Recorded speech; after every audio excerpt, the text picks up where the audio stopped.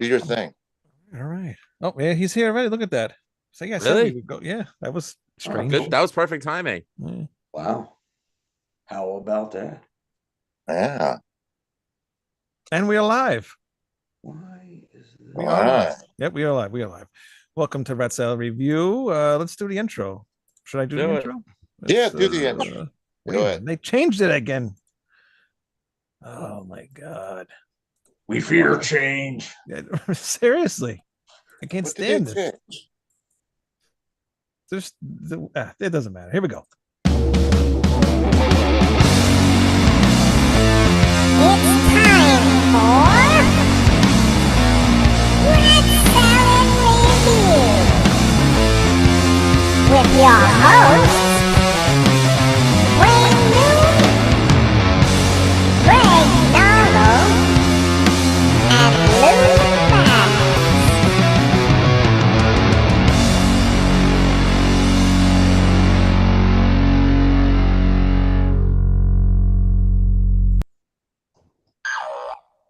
Welcome to Red Cell Review.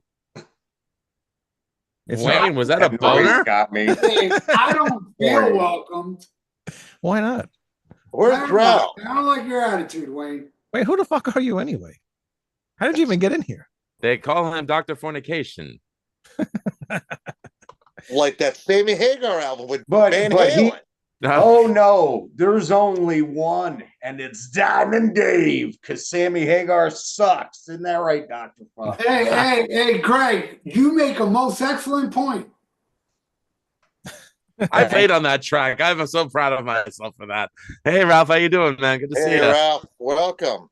Hi, how y'all doing, man? Here I am at Red Salad. Yeah, yeah. I I've been You on got here a a while. Eagles shirt on. Cool. I made it to the big time You here. did Oh. make it. And I told you this isn't the BS sessions, all right? Oh God. Don't Oh, just relax. Dude, Yeah, it's What are not the BS section. Do you know why? Because I'm here. what in the hell is the BS sessions? That's It's a- what I No asked. one knows. I No asked one knows. that same question. No one knows. Exactly. But it's 2025, and this is our first show of 2025. So Yeah. welcome. Happy New everybody. Year up yours. Yeah. Yep. And Look at Lou, man, showing he's from New York. yep. But British, but I'll take it. we're going to do the blackout era of Alice Cooper, and Manny and Greg are huge fans of this era, and you are too, Ralph. I know one of your favorite albums is actually my favorite album of this era. So I was glad to hear that. I But, got them all right here next to me. very cool. All on record. Yeah, all on vinyl. Wow, very cool. Very cool. I have mine on vinyl too and CD. Lucky you guys. One of the few things I held on to as a kid, because I got rid of a lot of my vinyl, but I held on to those albums. Mm. And they didn't get destroyed, so that's cool. Oh, good. Yeah. Well, thankfully those didn't get destroyed. You had a lot destroyed. I mean, we missed a lot with you because you had that whole thing going on in Florida and everything, and you lost a lot of records, a lot of CDs. So, but you're getting a couple things back, right? Yeah. I mean, I lost a lot, but I still have a lot left, so it's cool. You know, And hard to Greg, complain about stuff like that when people around me's whole houses were destroyed. What's happened in California, you know? So, you know, I try to keep it cool. Anyway, yeah. All right. so Greg, Who- are we? sorry. Are you okay over there? Hey, you all want to start a petition saying that Sammy Hagar was the one that went to California with fucking flamethrowers? Oh, no. Certainly. Started this whole mess. I knew it all the time. That's a damn cool rumor to start. Isn't that an unfortunate absolute fact that ramen noodle haired piece of shit did that? Yeah, exactly. What an unfortunate fact. Fucking Belcher. I think I saw. I'll be right back. I gotta fill my glass with horse scum. All right. You know, So poor Hagar. Poor Hagar. Yeah. Okay. Whatever. All right, Greg. Let's get this started. Jesus wept. Maybe Camman is here, and he said, "Tell Ralph it's Tang Bango here." All right. He might have heard you. You might have heard me. Whatever. Go ahead, Ralph. Greg. Jesus Christ. No, that I'm Oh, Jesus. That's right. Go ahead. Even though technically Flush the Fashion he can still remember bits and pieces of, and in spite of what he says, Special Forces too, I believe, based on comments he made over the years, he was looking to reinvent himself at that point in time. Alice was, because he said in interviews, as much as he loves From the Inside, he felt it was too far away from what Alice Cooper, the character, was supposed to be. It was too grandiose, too self important. And as good as he thought that music was, the session musicians, he didn't like how it came off for Alice. So he wanted to make Alice dangerous again and kind of reinvent them. And one of the new bands he was super into at the time, not the Knack, by the way, I don't know how the hell that got started, but it was the Cars, which is how Roy Thomas sense. Baker ended up producing Flush the Fashion. But it was the Cars, and oddly enough, his production on a Journey album that really excited Alice so much, where he sought him out. And he also liked the look and the punkish edge to the new wave look too. So he said, I want to reinvent Alice, but I still want it to be guitar rock. But I want you to do the production, and I want to incorporate some of this into it. So Roy said, well, here, listen to the song Clones, and do you think you could do Sci-Fi, Alice? And he was like, yeah, fuck yeah, let's do it. So they put this backing band together from guys that Roy knew, and a lot of them coincidentally also worked with like Flo and Eddie and Carl Palmer and God, what was the band called after Cactus? It was a stupid name. The New Cactus Band. Yeah. Oh yeah. that was an actual name of it? Yes. Yeah, That was the actual yeah. name of it. And the 70s were an album's incredible called time The for Son cocaine. of Cactus. So And the album's called Son of Cactus. Believe it or not. Yep, the New Cactus Band, Son of Cactus is just silly. That's fun. It's beyond silly, but continue. And he was super into reading the National Enquirer at the time. However, despite the fact that in recent interviews, Alice says, oh, all of the song titles were headlines in National Enquirer. That's not true. He would get snippets that he would read and stuff on TV, because Alice has always been a big TV watcher, and he would come up with these lyrics and, hey, let's write a song around this. And Talk Talk actually relates back to the early days of Alice Cooper. They used to play it as a cover in their club days, and Alice had this idea of, well, since I'm reinventing the character and making him dangerous again, let's do Talk Talk in the sci-fi type Alice, and this aggressive style I have in mind here, and maybe I can clear a club again with it, which he said in jest, but I think it came out pretty good. The dog thinks so too. Yeah. Helping you apparently. Well, yeah, it's by the Music Machine, I think was the name of the band. I actually bought it on CD recently, and it's what you think it is, garage rock, you know. Yeah. Oh yeah, definitely that real Detroit Wheels MC5 feel, which is partially what he wanted to inject into this record, but he wanted it to sound modern too. And because he used Roy, it's definitely Alice's Skinny Tie album, though. I do like it quite a bit. And I honestly, I think the look works, you know. Even on Special Forces, even as gaunt as he looked, but we'll get to that shortly.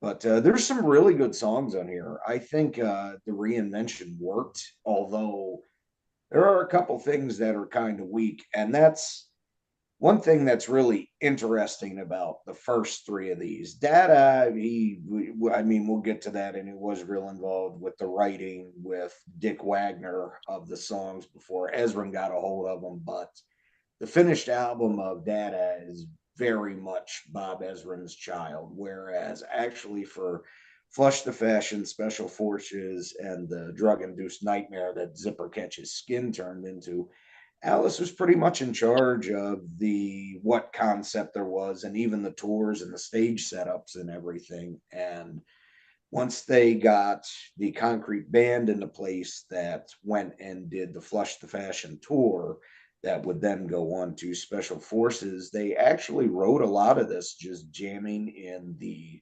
studio, kind of like the original Alice Cooper band did. They had a really good rapport and they worked real well together. Hmm. Is that it? Well, I like the album quite a bit, but I don't know about reinventing the character. I'm pretty sure exactly what he said. He was influenced. I don't know where the Knack was. The Knack even around when he started recording this album? But Yeah, they came out in That was 79. around My Sharona had just come out, but Yeah. He wanted to get more back to that vaudeville type villain, like Cesar Romero Joker, where he was very funny and sarcastic, like Alice was with the guillotine and Doran Welcome to My Nightmare and all that. But he didn't feel he was scaring the parents or the children anymore, and he thought he needed to bring that aggressive edge back. And I feel that's kind of true, because he, them last three albums of the 70s are a little bit softer. And I mean, this, for lack of a better word, is pretty edgy again. well, I don't disagree with the edgy part, but I think what Alice is not stating is if you look at From the Inside, Lace and Whiskey, even Alice Cooper Goes to Hell, a lot of those songs aren't about the character Alice Cooper. It's about the man Alice, Vincent Fernay, is what it's about, you know, especially From the Inside. A lot of those songs are personal. Yeah, he throws characters in there, Millie and Billy, Beverly Hills, but From the Inside, that opening lyric, you paid for the villain up the $8 buys you a folding chair. You're screaming for the villain up there, and I was much obliged. The Quiet Room is definitely about his future wife. I think he had married her already, actually, Cheryl. I think they already got married. I No, think and he married How You Gonna Cheryl See on Me the Now? King of the Silver Screen tour.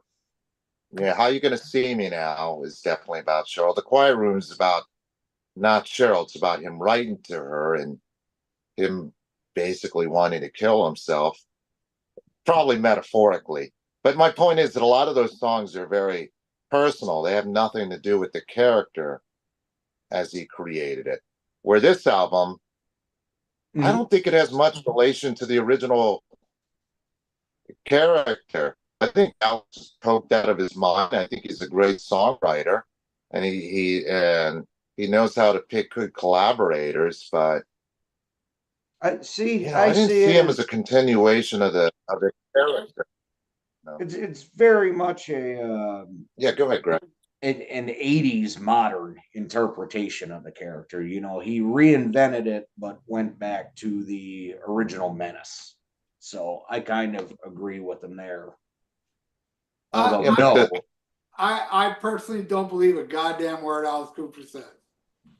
I think all he does is lie. It's his shtick. I'm not bashing him for it, but we all heard all these crazy stories of like when he met Elvis and with the gun in the kitchen. And my own personal lie from Alice Cooper to my face was when I met him. I had him sign all these records, right? And I gave him the Killers album, the original with the calendar. He opens it up and he shows me the picture of Alice hanging, and he goes, this picture was hanging in Nixon's White House. well, And at the time when he told me, I believed him. I was like, wow, really? And then I thought about it later. I was like, this guy's full of shit. And I think it all stems from when he threw the chickens in the audience.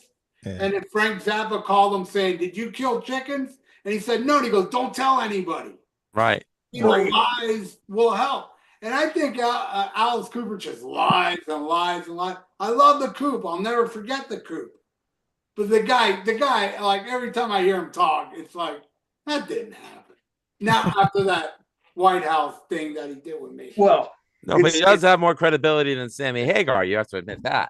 It's funny Ralph Yeah, mentions that though, because I think he even mentioned it. It's been a while since I watched it, but in the interview he did on the Tomorrow Show with Tom Snyder promoting Special Forces, but they had put in, or he had come up with it. I'm sure he made it up when they put it in the press release to begin with.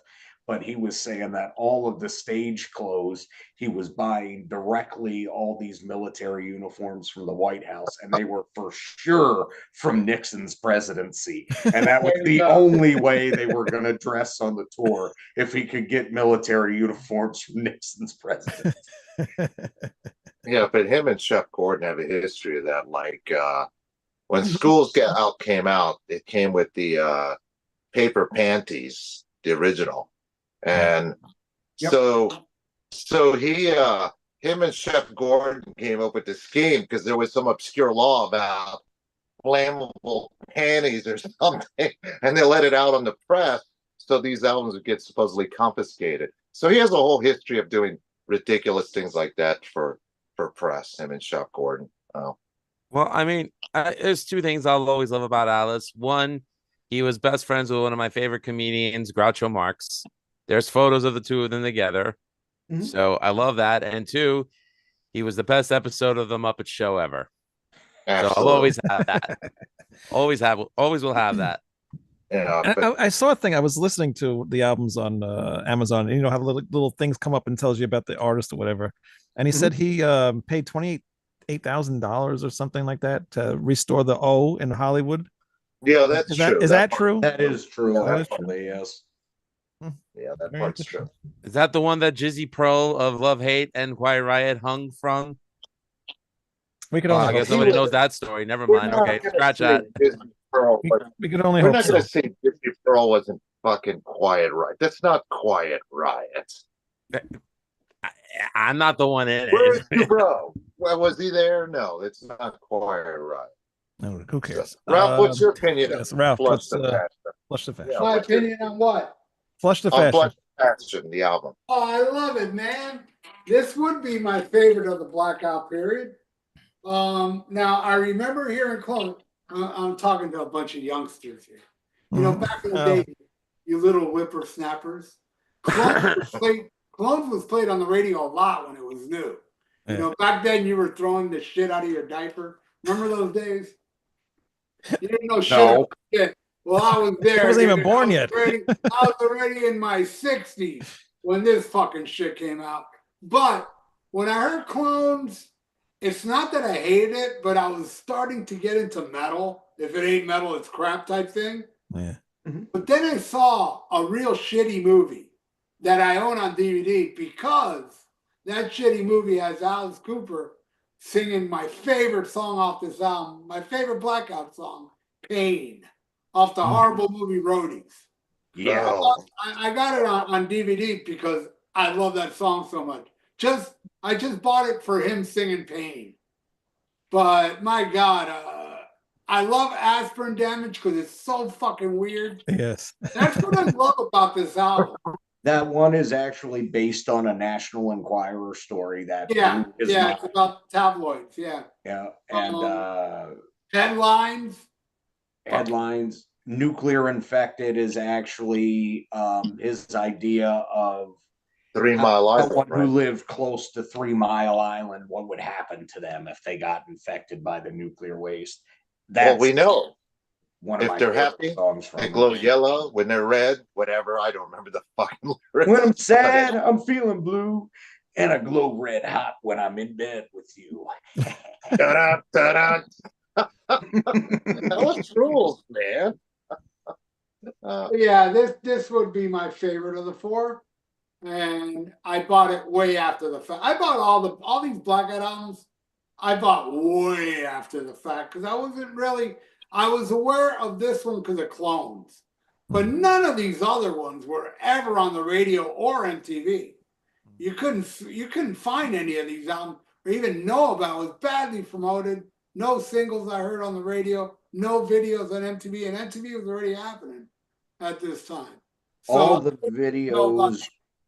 till I started, I was a tape trader and I got some Alice Cooper, and there was this Alice Cooper special for Paris, Alice Cooper Paris for Special Forces. yeah, from I think Paris. Yep, Paris. Yeah, it was a Paris program. And those songs, I was like, what the fuck's this? This shit's great. So I had to go run out and buy those. But that's how I discovered it, way, way after the fact. And this I bought really because of Pain. And I ended up loving the whole album because it's just so fucking strange. But what's funny is this is the least strange of these next four. Yes. Yes, it is. That I like the, way more strange. That I still dig. I'll talk about it when we get there. I like the whole album on that, except for "Dance Yourself to Death." That one I love that song. The lyrics are hilarious. You know? Oh, the lyrics are hilarious. Any song, because I love these albums. Like Ralph was saying, now I got them all later because I was looking through a catalog and I'm like, I Flush the Fashion, Special Forces, Zipper Catches Skin, Dada. What the hell is this? I've never heard of these before. And they were on discount because they were cutouts. It was like $5 a piece. So I bought them all in one shot. I'm like, wow, this is great. But his lyrics are spot on throughout every song on the albums, but there are a couple I find a little weak musically, but I wouldn't rate any of these lower than 3 stars. All right. Lou. All right. So Lou, there you are. All right, go ahead, Lou. all right, so right off the bat, this ain't your daddy's Alice Cooper, and I really like it. Talk, a little new wave, a little punk rock, and very CBGB. Alice is a hipster. That's okay. This track rocks. Colognes. I love the track. Moving in stereo, it is not, but it's still a killer track. And I don't think it would be a bad idea if up and coming young band were to release this. Oh, that's not going to happen now at this point. Oh, it's not? No. Well, fuck it. Anyway, moving right along. Maybe. Who knows? Well, yeah, but right. Drum machine. Continue. Pain. Motor City Rock and Roll a la Bob Seger meets Jim Steinman style songwriting. What drugs was he taking at this time to get creative and genre bending? I like it. All he did was step on a rake. Yeah. Thanks, Sideshow Bob. What's in the song? Leather Boots, pass. Aspirin Damage. Under My Wheels, updated for the 80s, done by Kraftwerk. Can I say Alice Krautrock? I dig it, though. Nuclear Infected. This is a perfect song for an 80s soundtrack for a film directed by Lloyd Kaufman. I love it. And Ralph, you and I know the thing or two about Lloyd Kaufman, being that we're both on Return to Nukem High. So that's pretty cool. Yeah. Moving right along. Grim Facts. I can understand how Alice called this his blackout period because I can't make heads or tail of it, but I do like it. Model Citizen. Oh, Mickey, you're so fine. I mean, good 80s rock tune. Love the lyrics, though. Although you couldn't get away with starting a song with be an Arab, be a Jew in today's politically correct society. Be a boxing kangaroo. You forgot that lyric. Yeah, thank you for adding context, Manny. Well, those are just grim facts that every parent must know. Dance Yourself to Death. Okay, this is the second song to reference Levi's. What's the significance? Even today, Levi's are expensive, and back then, all you could afford were Sergio Valenti jeans, which meant you were poor. Shoving your money in our face, Alice? Bad pool, old man. Fun song, though. Headlines. This was a killer end to the album. Even strung out of his mind, he does Joe Walsh better than Joe Walsh. Second favorite song on the album. And I love the callback to Elected with the choruses. Overall, even under chemical influence, Alice wrote great music, and people should give this record a chance. Very cool. Stan has joined us in the chat, by the way. So hi, Stan. And he complained to me the other day we haven't been on, so we're on now. We're on. Now we're on. God damn it! And we have Ralph with us, and we have Ralph Vieira here too. And Dr. Fuck. do you know that Stan spelled backwards is Nat? Yeah. That's kind of what he is, actually. He's a Nat. Well, he is a Nat. He hangs around, and it's like, all right, Stan, we've had enough. Go away now. And then he comes back, and then it goes away, and then he comes back again. So yeah, he's not like that. Oh yeah, he is. He comes backwards. Yeah. He comes backwards. Well, I've got a question for all of you gentlemen, and I use that term loosely. Yeah, who So came my in? so my question is 1980 heavy metal, or what was called heavy metal, was starting to make a comeback, a rise. Alice Cooper wouldn't be called heavy metal today, but he was considered a heavy metal pioneer. Don't you think he was on the wrong side of the musical fence for his comeback, if that's what he was trying to do? Or was he just so out of it that he just did not know what was going on? Well, commercial Yeah, wise, Ralph? I don't know. I don't know. Maybe the heavy, if he would have came back like metal, it probably would have been better commercial wise because what he was doing, and as you will see through, well, I'll say throughout this program, that I love this shit. It didn't make a dent. I mean, Alice Cooper was dead in the water. You know, nobody was remembering the Coop. Never No. forget the Coop, No. ever. But you know, people were, including me, man. I mean, I didn't own a lot of Alice. When I was a little kid, all I owned was the greatest hits. You know, with them like Gangsters, the drawing. That was the only thing I owned. But goddamn, I loved that album so much, especially like Desperado and shit like that. That I don't understand why I didn't go out and buy all the Alice Cooper albums back then. But I did later on. Before Constrictor, I started to get into Alice around 84, 85 is when I started buying the old shit, you know. But and then by the time Constrictor came, I finally got to see him, you know. And that was mind blowing because that Constrictor tour was probably the best time I ever saw Alice. And Alice is always awesome live. Always. Yeah. He never puts a bad show. But I agree with that statement. I agree. It's Ralph. I got into Alice. It was about 13. I bought Greatest Hits. I didn't realize Alice Cooper was a band at first. I just thought he was solo. I think I've mentioned this. I remember looking at the album and go, who the hell are these other guys? I didn't realize Alice Cooper was a band back then. But I started buying all those albums, and I finally got, and I bought them all within, I'm not kidding, like a month. Except these I couldn't find until I went to the flea market. And then Dada was a new release, but it looked like they released it straight to the cutout bin. I'm not kidding. You know, it didn't. It was. I'll get to that when we get to that record. But yeah, but they didn't. But I remember loving them, and I remember playing Special Forces, and my friends loved it that didn't like hard rock.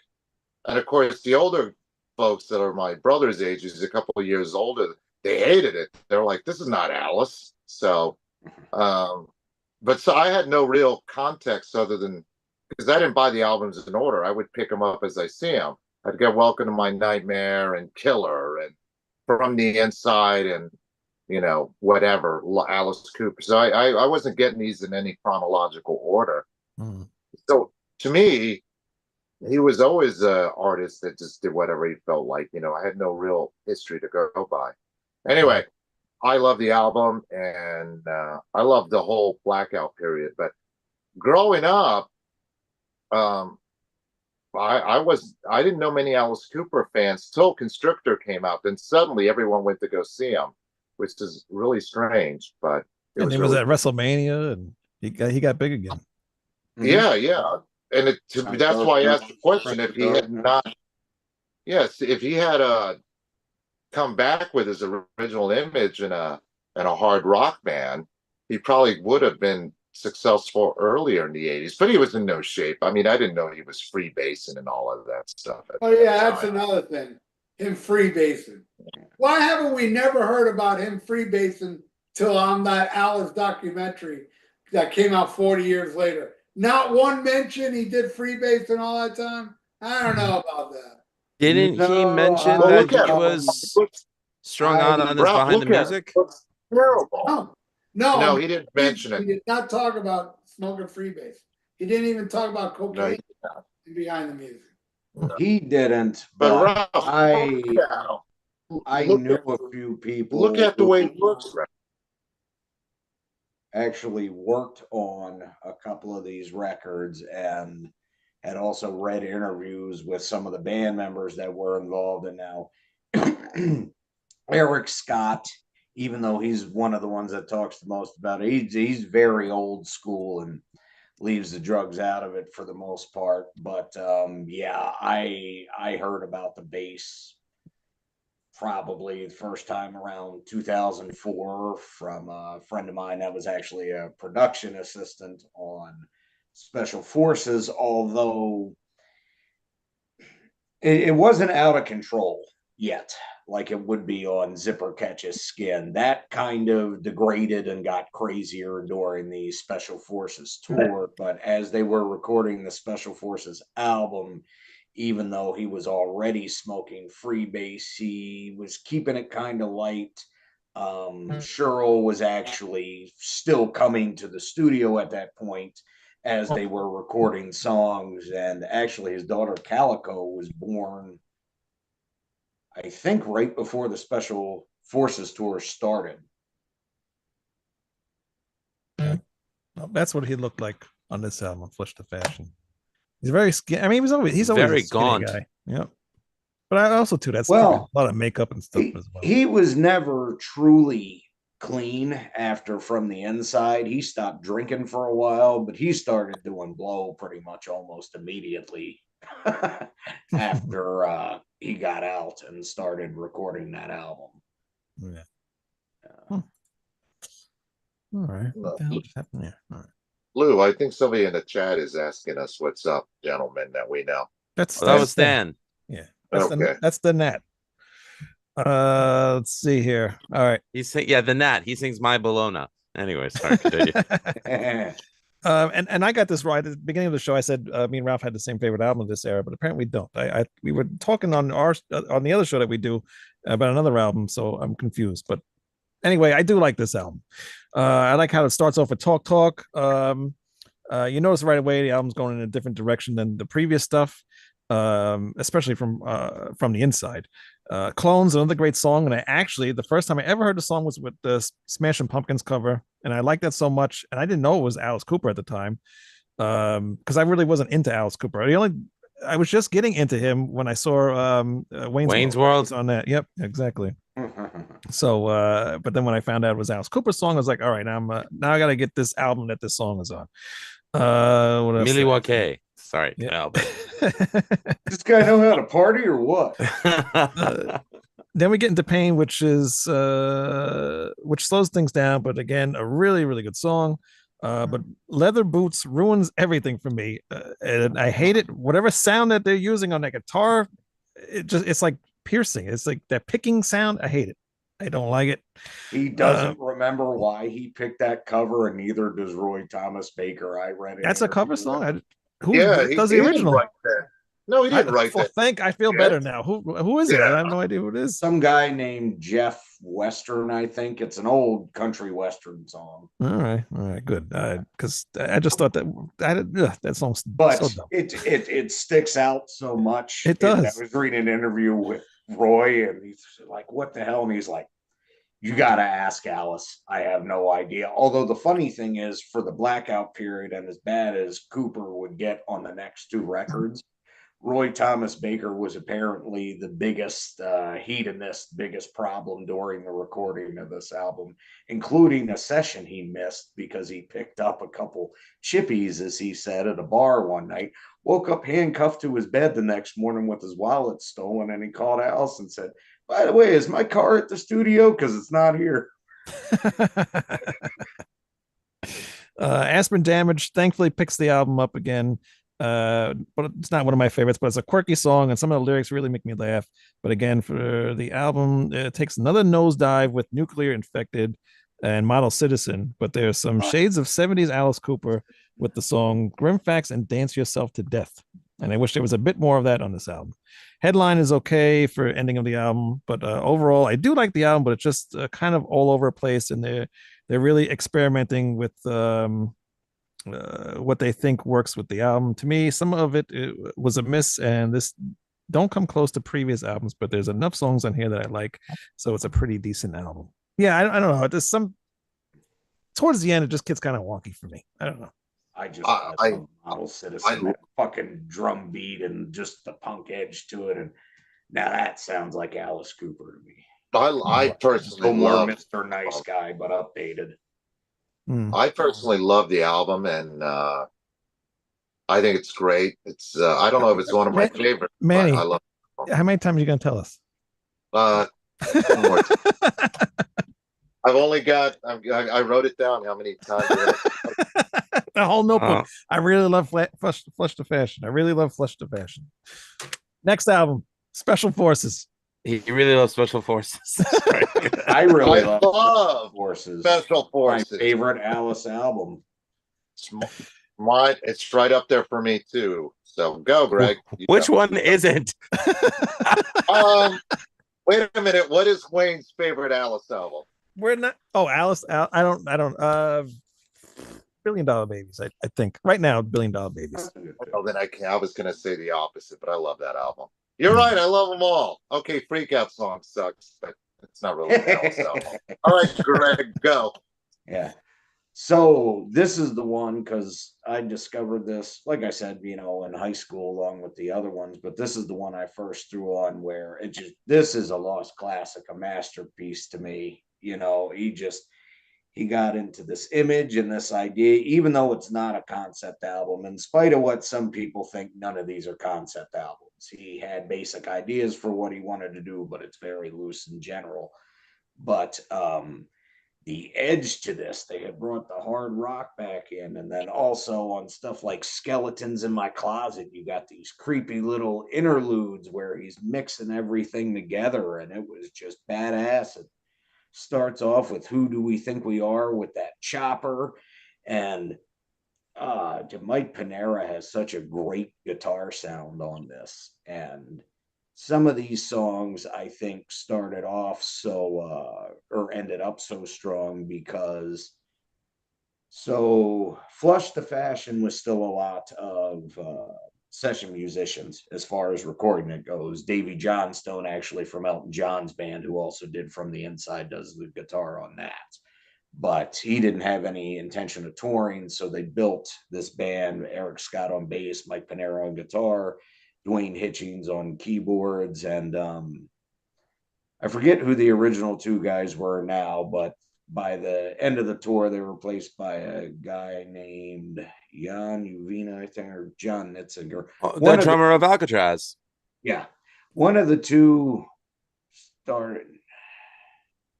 One Don of them Hitchens. didn't join until Special Forces started. I forget which one it was now. I think it might have been the drummer. But anyway, they were getting really tight, and Alice's bass use was getting a little worse at this point during the Flush the Fashion tour. And along with the TV shows that he was really into, he got super into Soldier of Fortune for some reason. Nobody seems to know why. He can't remember, but that was what he wanted to run with. Was he wanted Alice to be this crazy military general that could kill you at any second, which kind of is how it turned out. He kind of looks more like a crack whore in a military Yeah. that stab you at any second, but I think it worked. And from the really, even though there is a lot of keyboard moments on here, but I always liked keyboards and rock, and piano.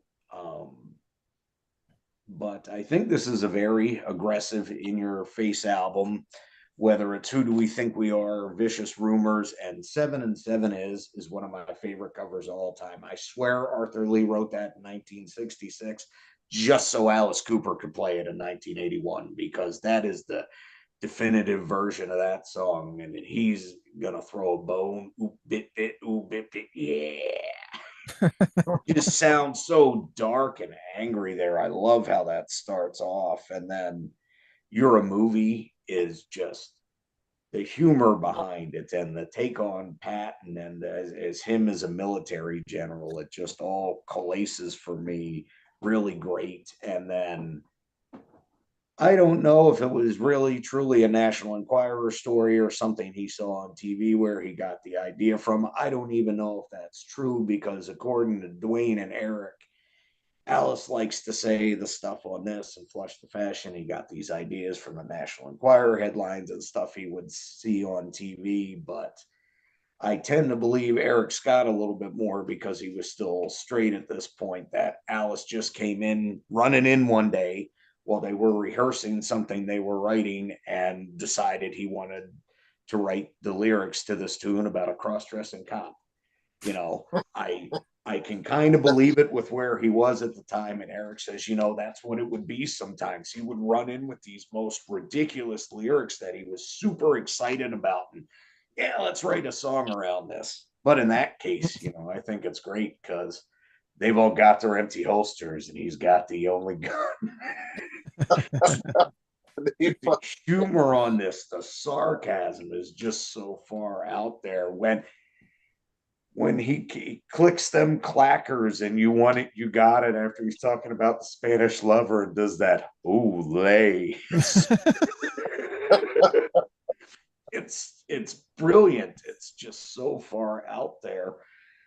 And there isn't a song I dislike on here, including the redo of Generation Landslide. Now, I don't agree with Richard, which is actually interesting because it's really, despite being the producer, the only big major change he made to any of the songs on here, other than the change of the initial mix of the whole album, which Alice wasn't satisfied with, and I'll get into here. But so like I said, they were getting really tight as a band, and Alice was really excited about the set list, and he wanted to keep playing faster and harder, which is why when you listen to that Glasgow show, yes, Only Women Bleed is on there, but it's in more of a faster, heavier style, kind of like Pain was. And they did the same thing with I Never Cry. It was just something Alice was obsessed with. It's got to be faster. It's got to be harder. No soft songs on this album, which Warner Brothers kind of screwed him on the next one, but he didn't have a choice about that. But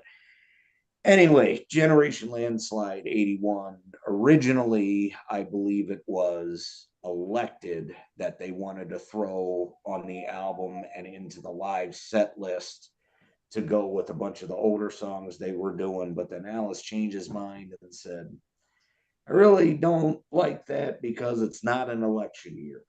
Seems strange to me, but okay, whatever. They do great renditions of Under My Wheels and Guilty and a few other tunes during this era live, which is just amazing. But I really like Generation Landslide in general, and I think doing it more in this a little bit more aggressive, I would just keep saying punky because it has that short, sharp edge to it. It is hard rock, but it isn't heavy metal. So it was intentional that they put that on that album, on a live version of that song. Well, it's not live.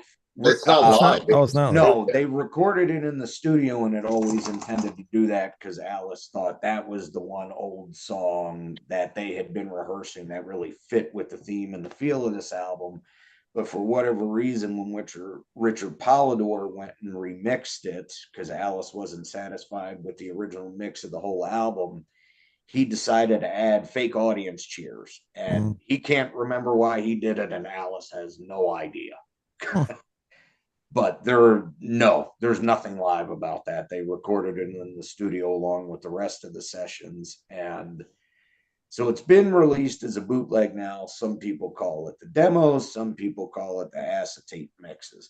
Alice swears it's a demo, but from the promo 12-inch and 7-inch singles I have, and then listening to the bootleg of the acetate mixes, that's clearly originally how they intended to release that album, because the promo singles that came out before the album and all the first press runs, they're all the original mix of the record.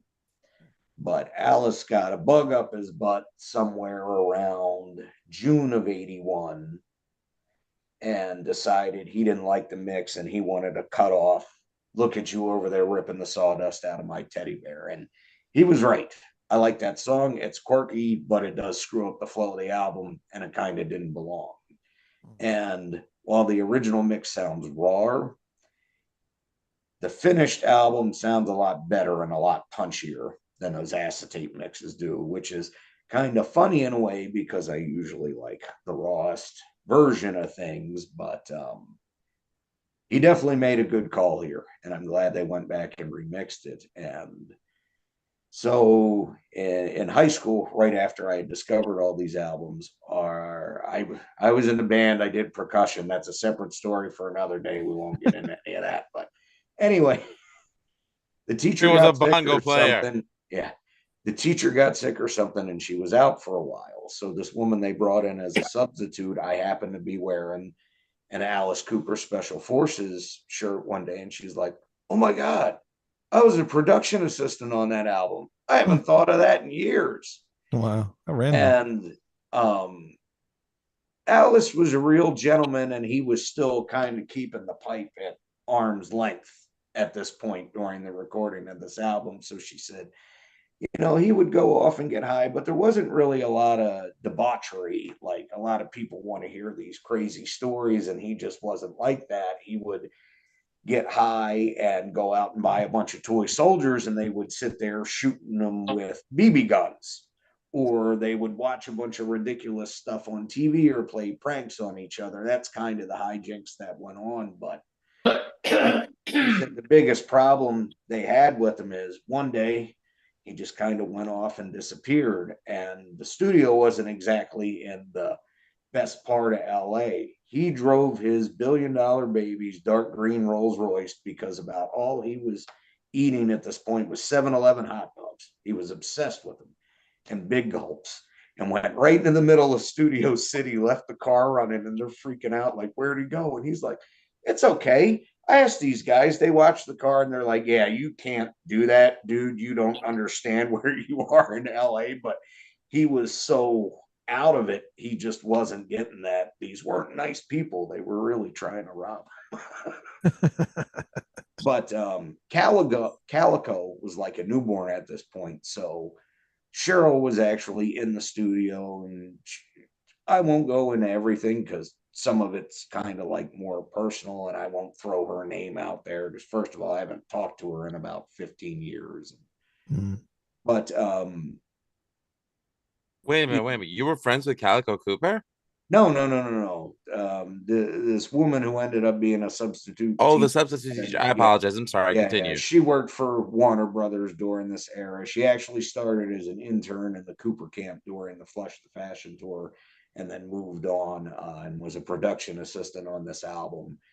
And both through talking to her and then interviews with Eric Scott and Richard Polidor, Alice came up with the concept for this, like I was saying, on the Flush of the Fashion tour, had very much in mind what he wanted to do. He designed the stage set himself. He was very much about controlling the production of it. So even though he was getting bad, things hadn't quite fallen apart yet. And he was actually, everybody say, perfect gentleman, very professional to work with. He'd have his weird moments where you could tell he was high, but it was, other than him changing the mix and the album getting delayed until September, it was pretty quickly written, tightly written, and they all got along really well.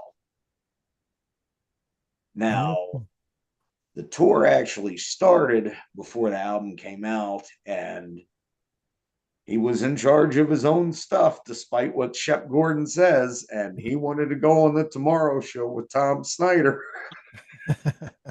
And he took a couple blasts before he went out there, and it is one riot of an interview. It is a really good. That's all. Is it all on YouTube?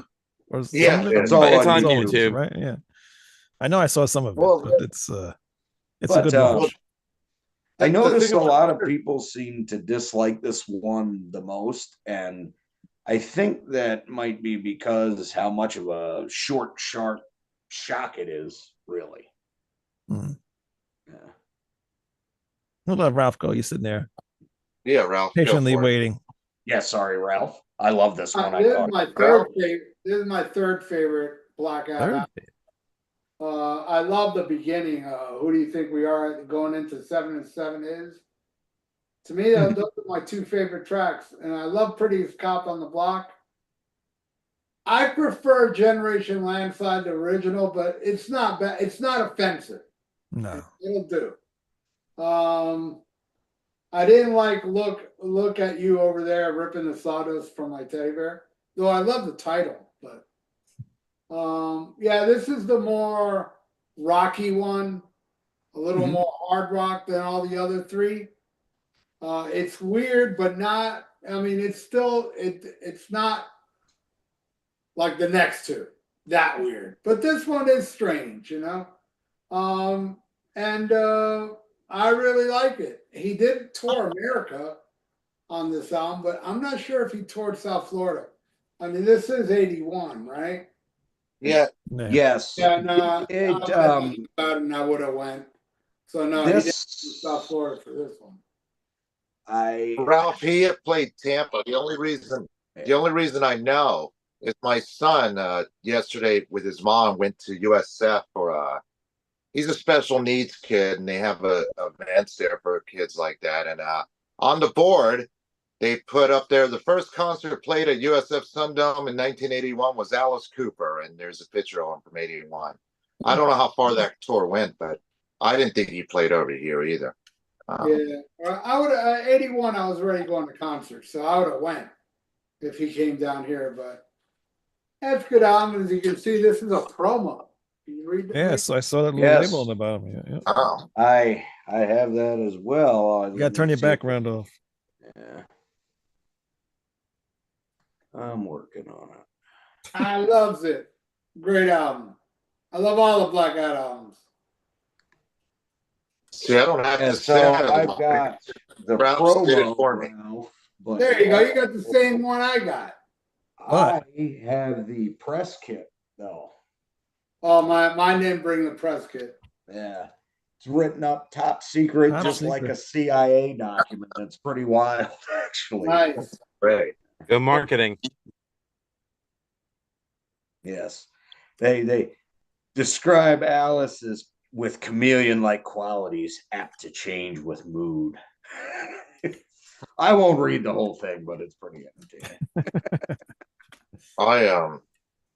I personally love the album. I bought it as a cutout at Kmart. I remember $2.50 is what actually my mother paid for it because I pestered her so much. She gave me the money and you know, basically told me to go away. But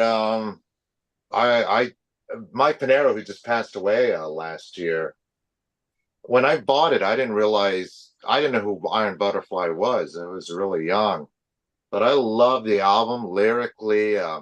Skeletons in the Closet, when the skeletons, Alice, and he goes, "What do you want?" Then it goes into "You want it, you got it. You look good Can't in provide that rags." in the studio. Oh, I believe it. Euro Movie's hilarious.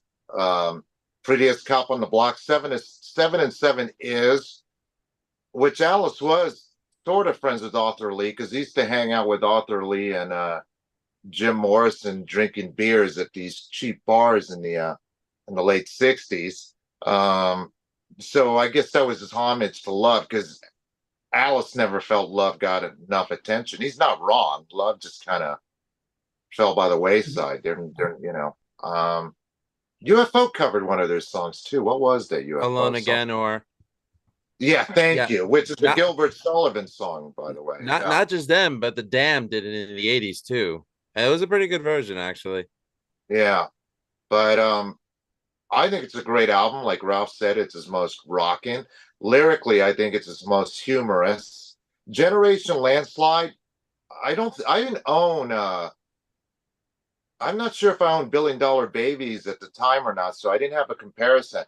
The lyric that used to stand out for me is Boise's played with Boise's, girlsies played with girlsies, bored with one another like broken Christmas toysies.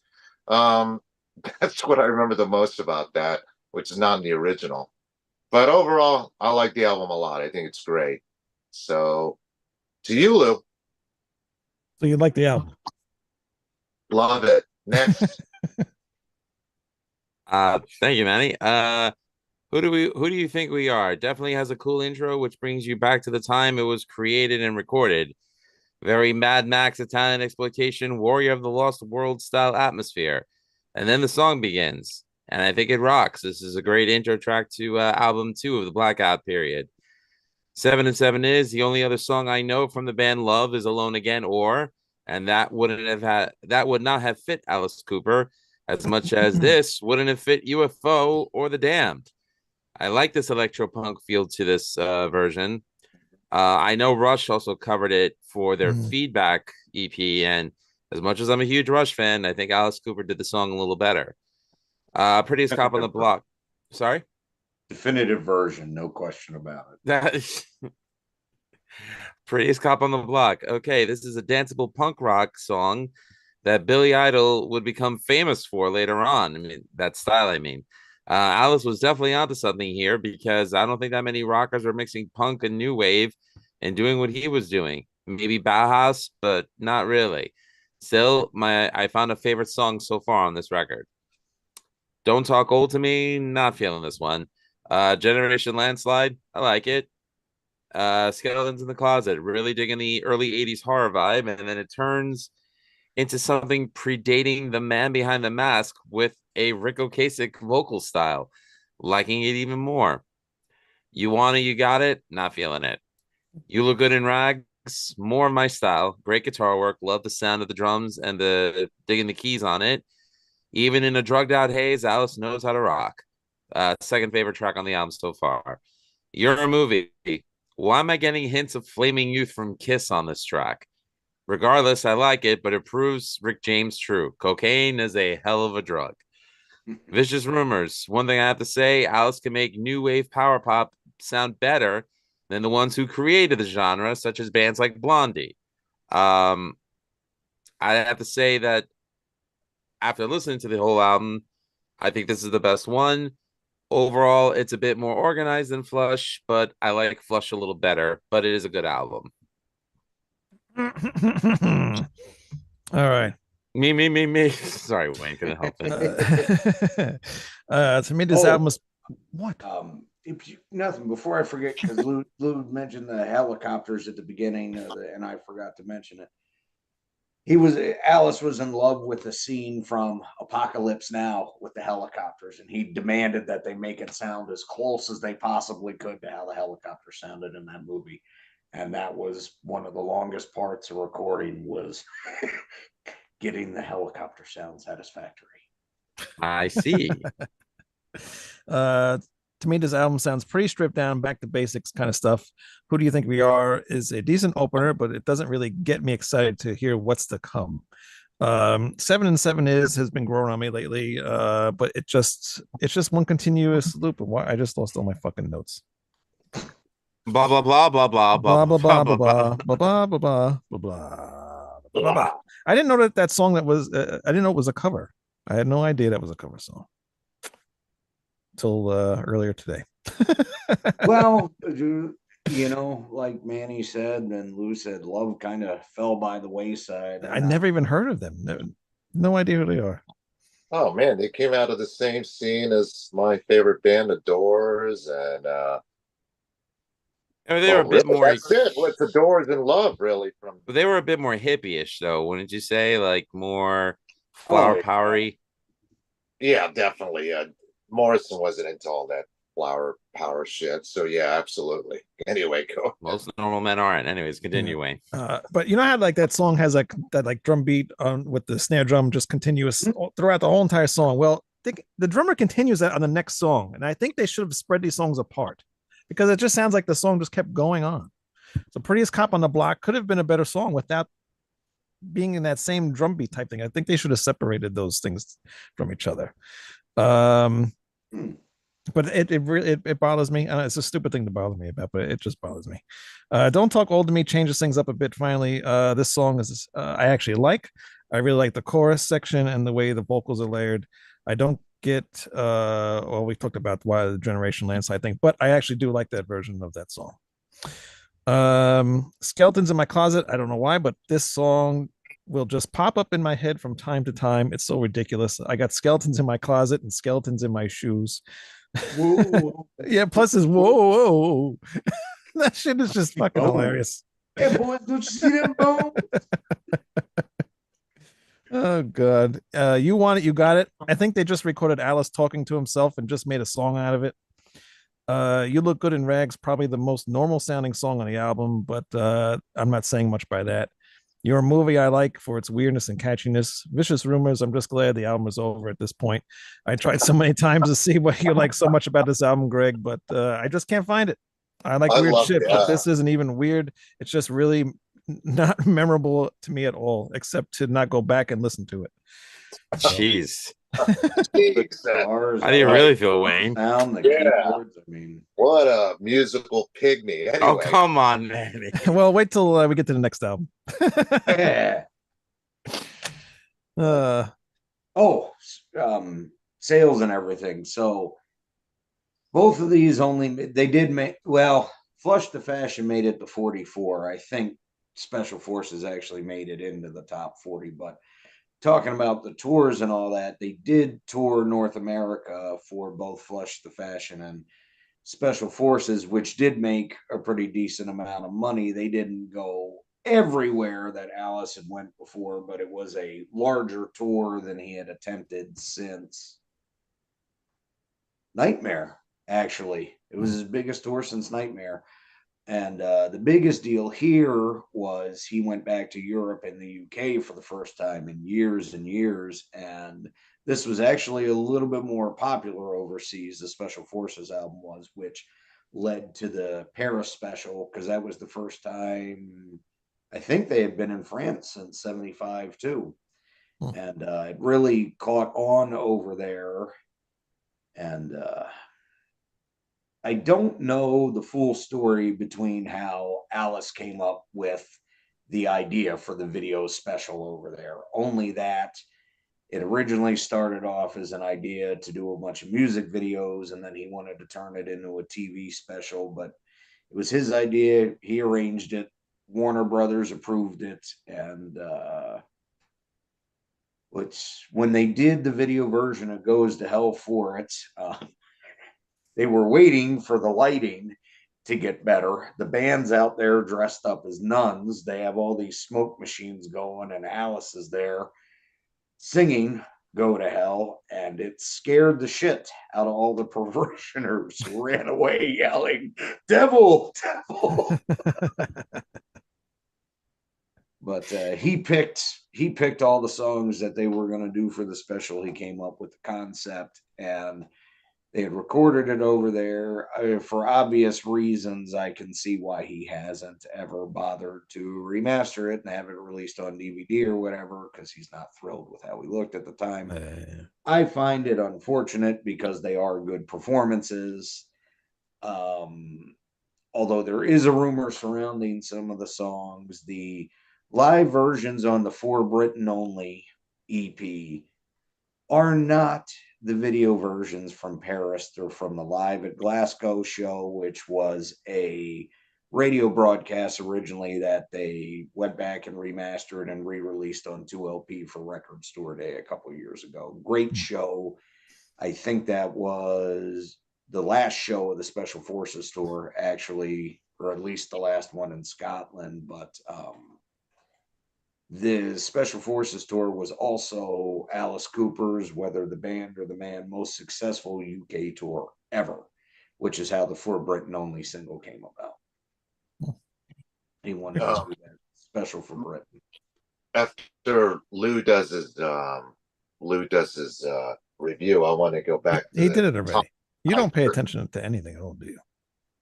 Well, not unless it's got boobs. Anyway, well, what I was going to say about what I find funny about the Tom Snyder interview, besides he looks like shit, is I've never seen Alice do an interview in character. He usually, back in the 70s when he's on Johnny Carson, he's non-character. When he's whatever other shows that he did a couple British TV interviews in the 70s. He's not dressed up in his stage gear yet. For Tom Snyder, there he is, dressed and looking ghastly. So I just found that interesting. So the official quote unquote story, if you will, is he wanted to do that specifically to, well, again, like Zappa once said, cocaine decisions. Maybe it wasn't the best idea, maybe it was. but he wanted to do it in character specifically to promote this album and his new persona because he was super into this when he was doing the interviews, and this is why I think he remembers a little bit more about this stuff than he claims, because it's either in the booklet for that Life and Crimes of Alice Cooper box set or in the memoir, but he said this was the most excited he had been about a concept and how the album sounded since the Alice Cooper group days. All right, let's get the zipper Wow. catcher skin. All right, go. And where the plane hits the fucking mountain. So, Which I didn't know, by the way, before we get all involved. But the front album cover is all the lyrics for every single song on the album. yes, which is that pretty- was also Alice's I just dropped concept. Pretty cool idea. But Along try that- reading that on a CD, Yeah. by the way. I thought that was a cool idea, and I do think the back cover photo is pretty funny too. Yeah, yeah. They wouldn't let him do exactly what he wanted to do with the bloody zipper. So Mhm. he decided, well, let me dress as GQ then and make it, kind of obvious I'm in some pain here, which Yeah. I thought was pretty funny.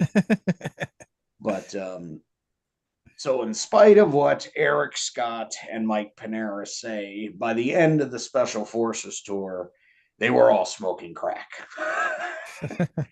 And it turned into a ridiculous nightmare party during the recording of this album.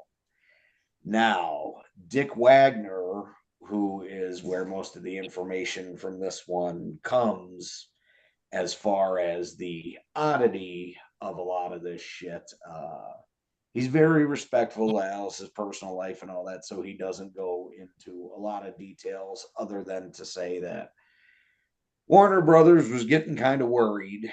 And, well, again, with what Alice and what some other people say, supposedly Alice and Dick had already written Make That Money before they started the album, but with such a tight time schedule between the end of the Special Forces tour and when they went back into the studio, I kind of tend to believe more that they brought Dick in the record label to get things going, and perhaps they had written that song ahead of time, just Dick and Alice together. I kind of doubt they were working on Zipper Catch's Skin before everything happened. But anyway, Mm.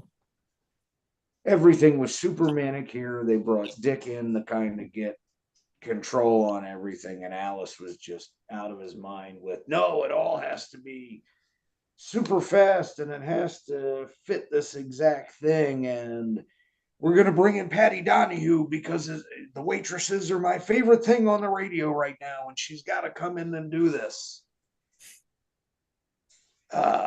Wagner lasted half the album, and he was like, I can't deal with this shit anymore, because at this point in time, they literally had a stool specifically for the crack pipe in the studio and would take turns going behind this curtain, taking hits and coming back, which the manicness of this record and how a lot of it runs together for me personally, this is my least favorite of these, even though it's probably the funniest lyrics out of all of them because it's so ridiculous. I'm alive the day my dead pet came back to save my life. It's just like, what?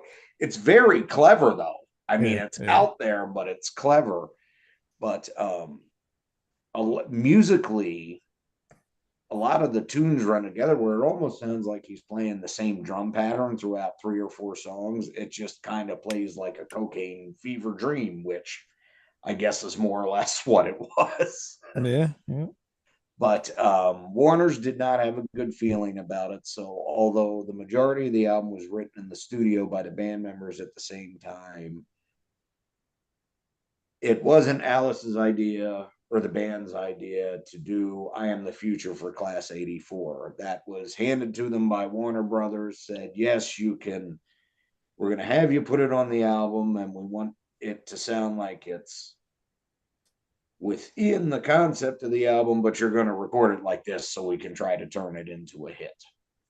But other than that, the whole thing is Eric Scott and Alice and Nitzinger basically getting wasted on Freebase and writing songs, jamming them live in the studio. And the way most of these started off life is, again, Alice would come up with a set of lyrics, or he would hear one of them play a guitar riff and, oh, I think we should make it about this.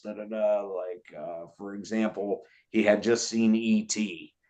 and as Panera, was it Kampf or was it Nitzinger on this? I think it was Nitzinger. But anyway, as they were playing that drum riff, he was like, wait, I have a way to tie this into E.T. and I want to dedicate it to Steven Spielberg. And it's going to be called No Baloney Homo Sapiens. Like the whole Zorro thing he had, which is a great song, one of my favorite ones on this album, but it was just he had seen a Zorro movie on TV because he would watch TV like 24/7. And that guitar riff's great. We're going to make this one about Zorro. So very spontaneous. Probably the most thought was put into the Paddy Donahue idea in that 3-song suite on the second side. Remarkably Insincere, I Like Girls, and Adaptable, Anything for You, although I said them in reverse order. But yeah, because he was just obsessed with the waitresses and he really wanted to do that, where it started off with, oh, I love you so much, and then her kind of rejecting him, and then him being like, ha, I was full of shit anyway. But my favorite on here is actually Tag, You're It, his slasher movie parody, because at the time he was just shocked that there was this glut of all these movies that was basically the same, and the only real difference seemed to be they were killing people in more creative ways. And fun story from this is him and Eric Scott, they could not find a stabbing sound that satisfied them. So to make the knife noises in this, they actually stayed up most of the night recording them stabbing watermelons in the studio. Jesus Christ. And that was about the time Wagner took off. He calls this album a drug-induced nightmare and says he won't talk about it any deeper than that because it was a very bad time for everyone. All right, I'm gonna go because I got a short little thing here to do. Zipper Catches Skin. This album is even more stripped down than Special Forces. It's also another tough album for me to get through, as I really don't find much that I like on here. But while I started writing this while listening to it, I stopped what I was writing and I just wanted to listen to the album as a whole at first, and to see, listening again for the umpteenth time, if I could find anything. And nope, nothing really clicked at all, as usual. I mean, as a whole, I guess this is one of those albums that you kind of like listen to like the whole thing all at once, because there's no songs on here that you could just pick and say I like this one over that one or whatever. There's just nothing I can pick off of this. Zorro's Ascent is okay, and I Am the Future is a decent song because it reminds me of something from the inside. But again, this is just another one of those Alice Cooper albums that I really never go to. Ralph. I dig this album. It is my least favorite of the four, but I really dig it. I love that I Am the Future. I love that movie, actually. Oh, me too. Great flick. That movie, Class of '84, from that song. Great. Zorro's accent is awesome. Tag You're It is really cool. I like it, man, though it's very, very odd. What do you think of Remarkably Insincere, Ralph? I like it, even though it is out there. I do like it. I love it, and some of the lines, the humor is just ridiculous. Like, he's talking about lying to these girls, and then I'm a friend of Sammy Davis, casually. It's fucking out there, man. But all in all, it may be my least of the blackout period, and it is a very odd album. I like it. I do like it a lot. I like all four of them, man. This would be my least favorite, but I still digs it. I just can't. Manny. It's my least favorite too. I like it, but I don't love it. It's I don't I think you've think ever it's- said that before. I know, and I'm sorry, Alice. Finally But- answer my question. Yeah, but it seems like he's repeating himself, except it's not as clever musically. I actually like most songs on here. I mean, No Baloney Homo Sapiens is so ridiculous. I Like Girls with Patty Donahue, who would die not too long after this no, she would die about almost a decade later of cancer. Yeah. I do like Tag You're It, where he's playing the film director, and then you stick it in his ear, and I was a very lonely man in the cell. yeah, and I better be good, if you catch a wrangler in a cat, your zipper catch skin, wrangler in a cast, whatever. I don't even know what he's talking about, but if you smoke too much, your daddy says he's gonna put your lungs in a crutch. I mean, he just doesn't. But I'm alive. That was the day my dead pet returned to save my life. If that doesn't convince you to stop doing drugs right there, nothing will. But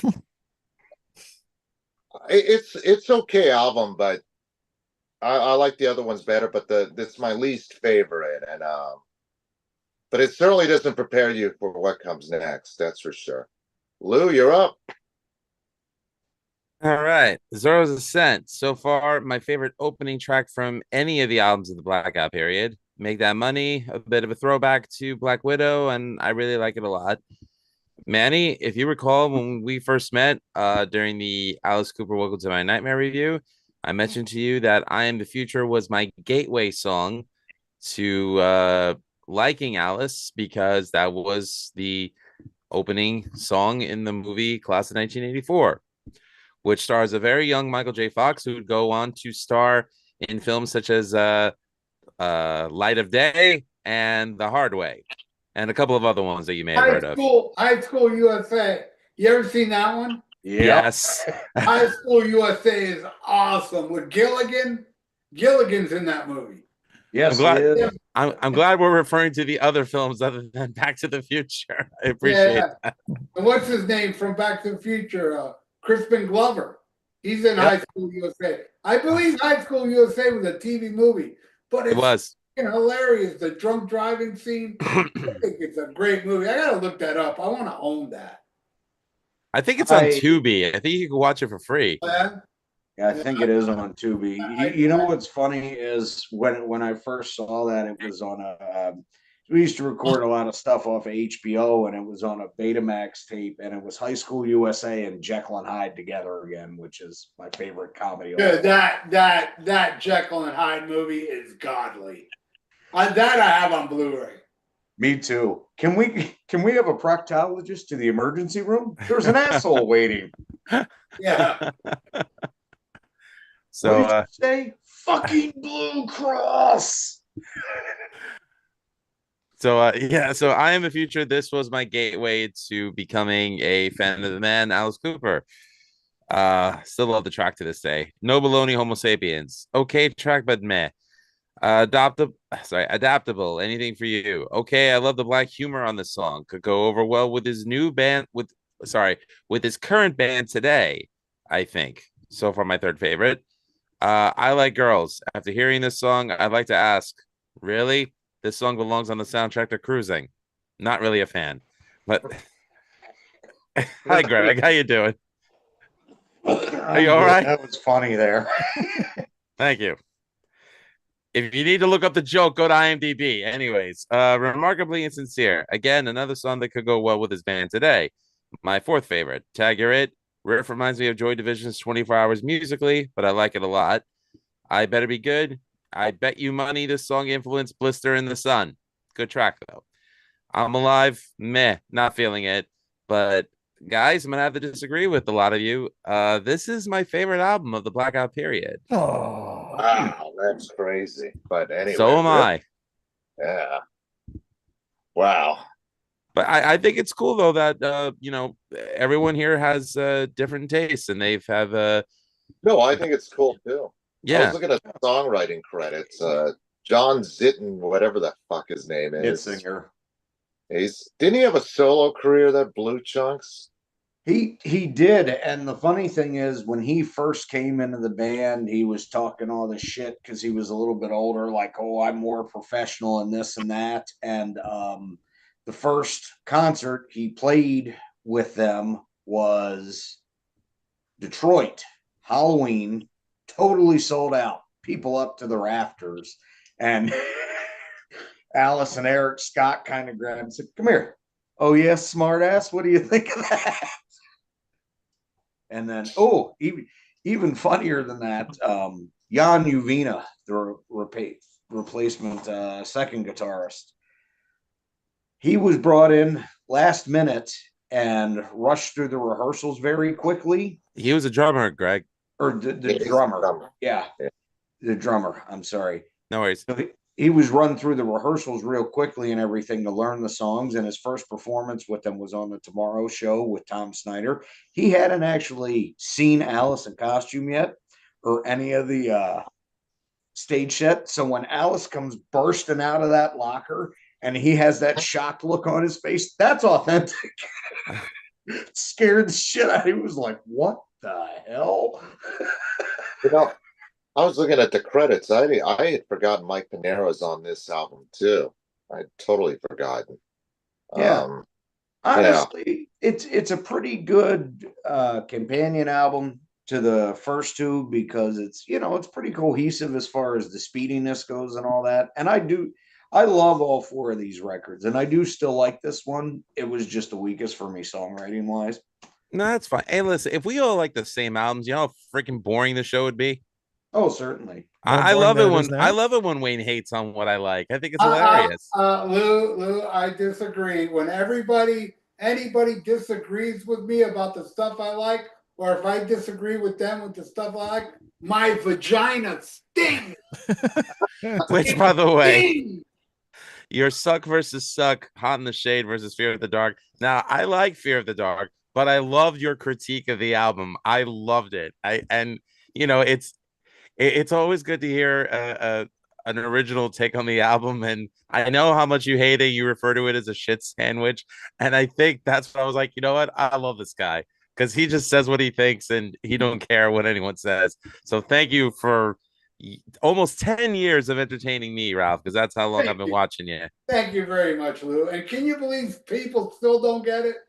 Like just today, somebody wrote, "Sacred Heart is not a bad album." It's not Last of Line or High or Holy Diver, so I don't know what they're talking about. It's not a bad album to you. Yeah. Fuck, you talking for me? I don't give a fuck if you like Sacred Heart or not. That was a guy that had a stinging vagina. Certainly. Well, maybe we should recommend Summer's Eve, the new sponsor for all the douchebags out there. From Yeah. Rat's Out Review to you. Yeah. All right, on to my favorite Alice Cooper Blackout era album, Dada. Go ahead, Greg. Well, oddly enough, this one kind of shocks me that it seems to have become the fan favorite over the years. I still like it a lot, but this was the hardest one for me to get into originally. And yeah, depends on the day. It could be second to last for me. It could be right behind Special Forces. But either way, all you guys out there, it is a good album. I'm glad you all remember it, but it's a hidden gem, not a lost classic. The real lost classic is Special Forces, and I'm sorry you're wrong, but I'm right. But Ow, my vagina. The story behind this one is real interesting. This is the one I know the most about because Dick Wagner was the most involved with it, and Alice was back to just drinking here, but him and Alice were very close together as they were writing this. And so shit fell apart during the recording of Zipper Catches Skin. Alice kind of had a nervous breakdown and he said, "Absolutely not. I'm not touring behind it." Come to think of it, he must have had a great record contract because he could pretty much dictate what he was going to do for the most part, and they had to deal with it. But I'm not going to tour. I don't want to do any promotion for this record. I'm just done with it. I just want to go be with my family. Just had a baby, blah, blah, blah. And they were like, well, you owe us another album. We got to work this out. So they hired Bob Ezrin on ahead of time because Alice was down in Phoenix and he was like, I am absolutely not going to record this album right now. Y'all have to wait. I don't want to do it. Forget about it. And then they had hired Bob on. They wanted Bob to go down to Phoenix to record it with them, but Bob refused to leave Toronto, which he claimed was because he was recently clean from cocaine and he wanted to be with his family, which, while it might have been a part of it, the real reason is because ESP Studios, where he wanted to record it, had a brand new Fairlight CMI that he was going to basically be able to use carte blanche. And this is 1983, right? Yes. Yeah. So this It is was in case anyone out there doesn't know what the Fairlight CMI, right? Yes. In case anyone doesn't know what that is, that's the drum machine that was used to record many of the famous albums from the 1980s, such as One Pyromania from Def Leppard, and I think even Heartbeat City from the Cars, which were both produced by the same guy, Robert John Mutt-Lange. It was a full-on synthesizer though, wasn't it? Because there's a lot of shit on here he did straight up with just the Fairlight that he replaced the actual instruments with that aren't all drum sounds. I think it was a synthesizer, but it was mostly used for its drum tracks because they just recorded them perfectly. So Okay. Yeah, they yeah, because also you could sequence it better. Well, anyway, yeah, they also used it for the bass lines here.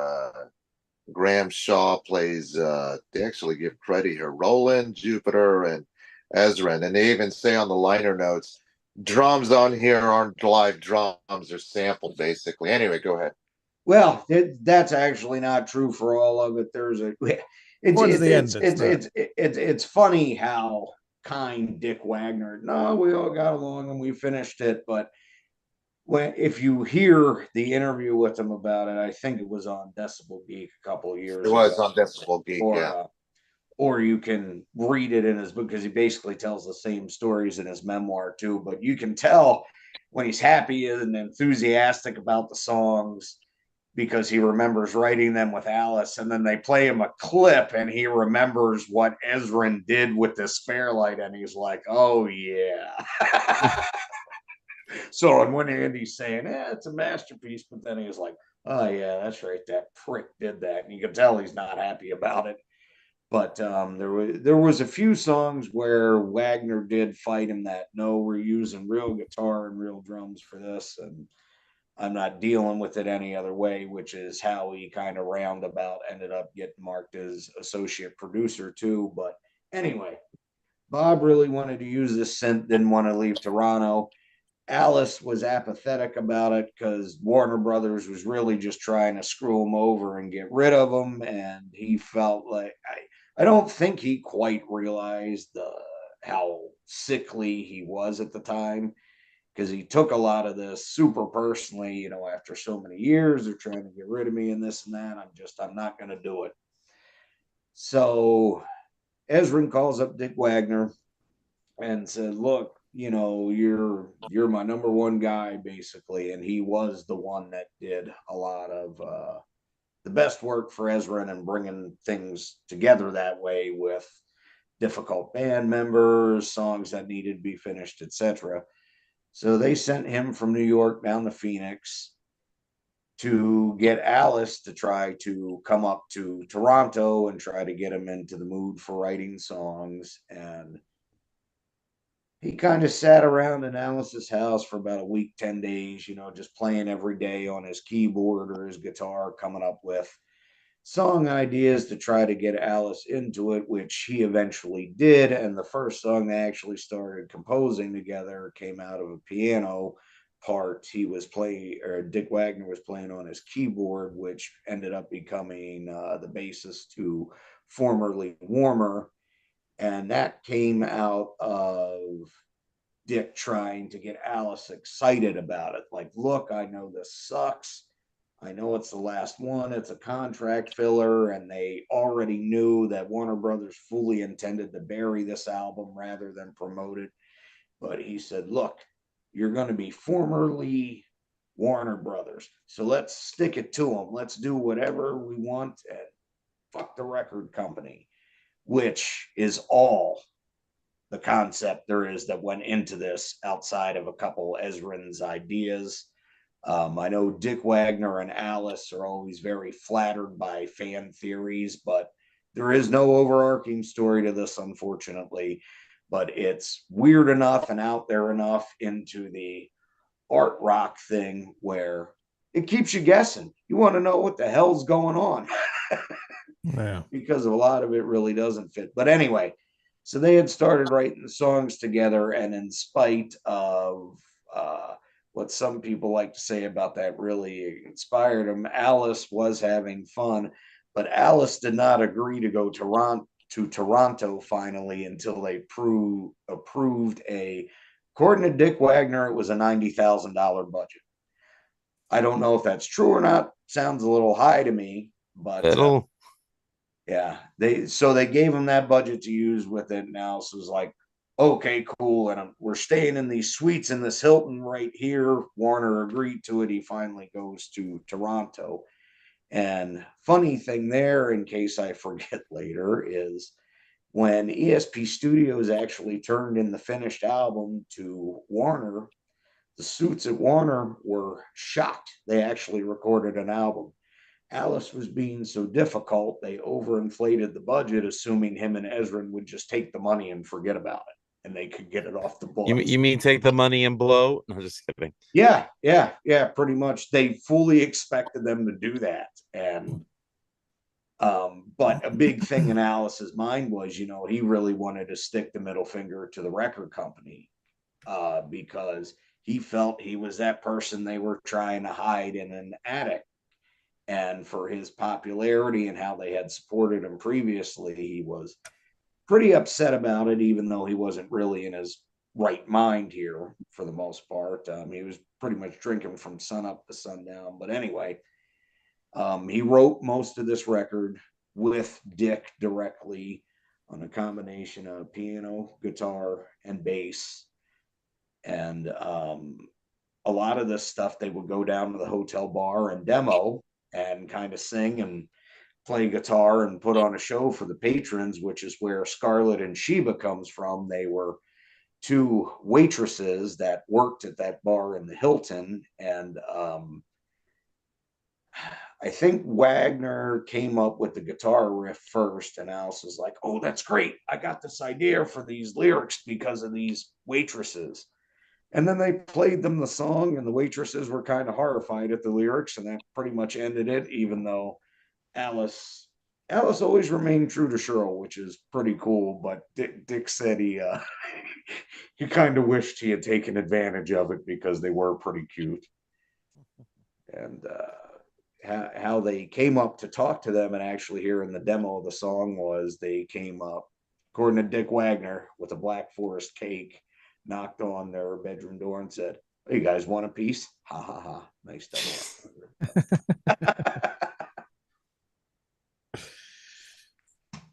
And although, yes, From the Inside has some personal moments, I tend to believe what Dick Wagner says because him and Alice knew he was sick, and he knew towards the end of recording this album that it was going to get a lot worse quickly, and he really thought he was going to die. So I believe Dick Wagner when he says Formerly Warmer and Pass the Gun Around are the two most personal songs Alice ever wrote because of how he saw him writing and all that. And Pass the Gun Around was the last song written, and Alice tells various versions of the story about him drinking so much and him waking up with his eyes bleeding in the morning.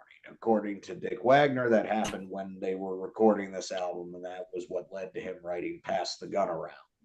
According to Alice, it happened later on around the time Monster Dog happened when his wife gave him an ultimatum and he finally decided to get sober. Of course, Maybe it didn't help him being in a Claudio Fragasso film, but I digress. Continue, Greg. Yes, it really did not. But Pass the Gun Around is one of my favorite Alice Cooper songs ever. and also my favorite Dick Wagner guitar solo ever. There's a lot of feeling in that tune, and it just came off great. And like I said, Hidden Gem, I don't consider it a lost classic so much. It's still a good record, but Ezrin really fucks a lot of it up with that Fairlight. I would have loved to hear, hopefully they still exist somewhere, but just the original basic tracks to this with the real live guitars and all that, and stuff not covered up by it, really. Because, well, I was going to say all the songs on here are great, but Dyslexia is definitely not. The lyrics are hilarious, but that is one of the most annoying music backing tracks I have ever heard.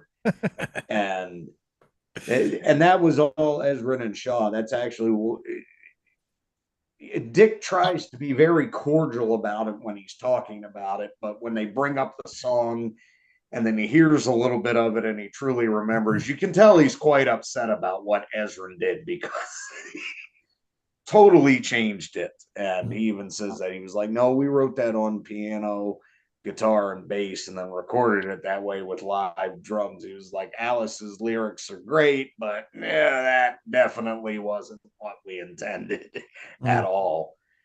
And like I said, I really think this is brought into the Lost Classic and fan favorite.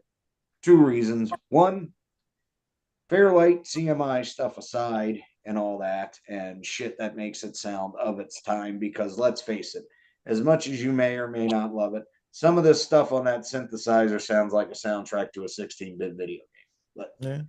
Let's be honest, it doesn't all work. But as a cohesive follow-up, even though the songs really are unconnected vignettes, but if you think of it in terms of the nightmare and the horribleness of being alive, this is probably the closest thing to a perfect follow-up to Welcome to My Nightmare that he had done by this point. I like it better than Goes to Hell, I'll be honest. But the title track was completely Bob Ezrin's idea, which I think goes on a little bit too long, but it's a cool thing, him going back and forth with Alice as him being the psychiatrist and Alice the patient, and he got that idea based off of the lyrics to Enough's Enough. But that actually wasn't Alice's idea at all. It was mostly done to show off what he could do with that Fairlight Bob there. Cool intro overall, though. Definitely sets the creepy stage, and Enough's Enough is a good starting song.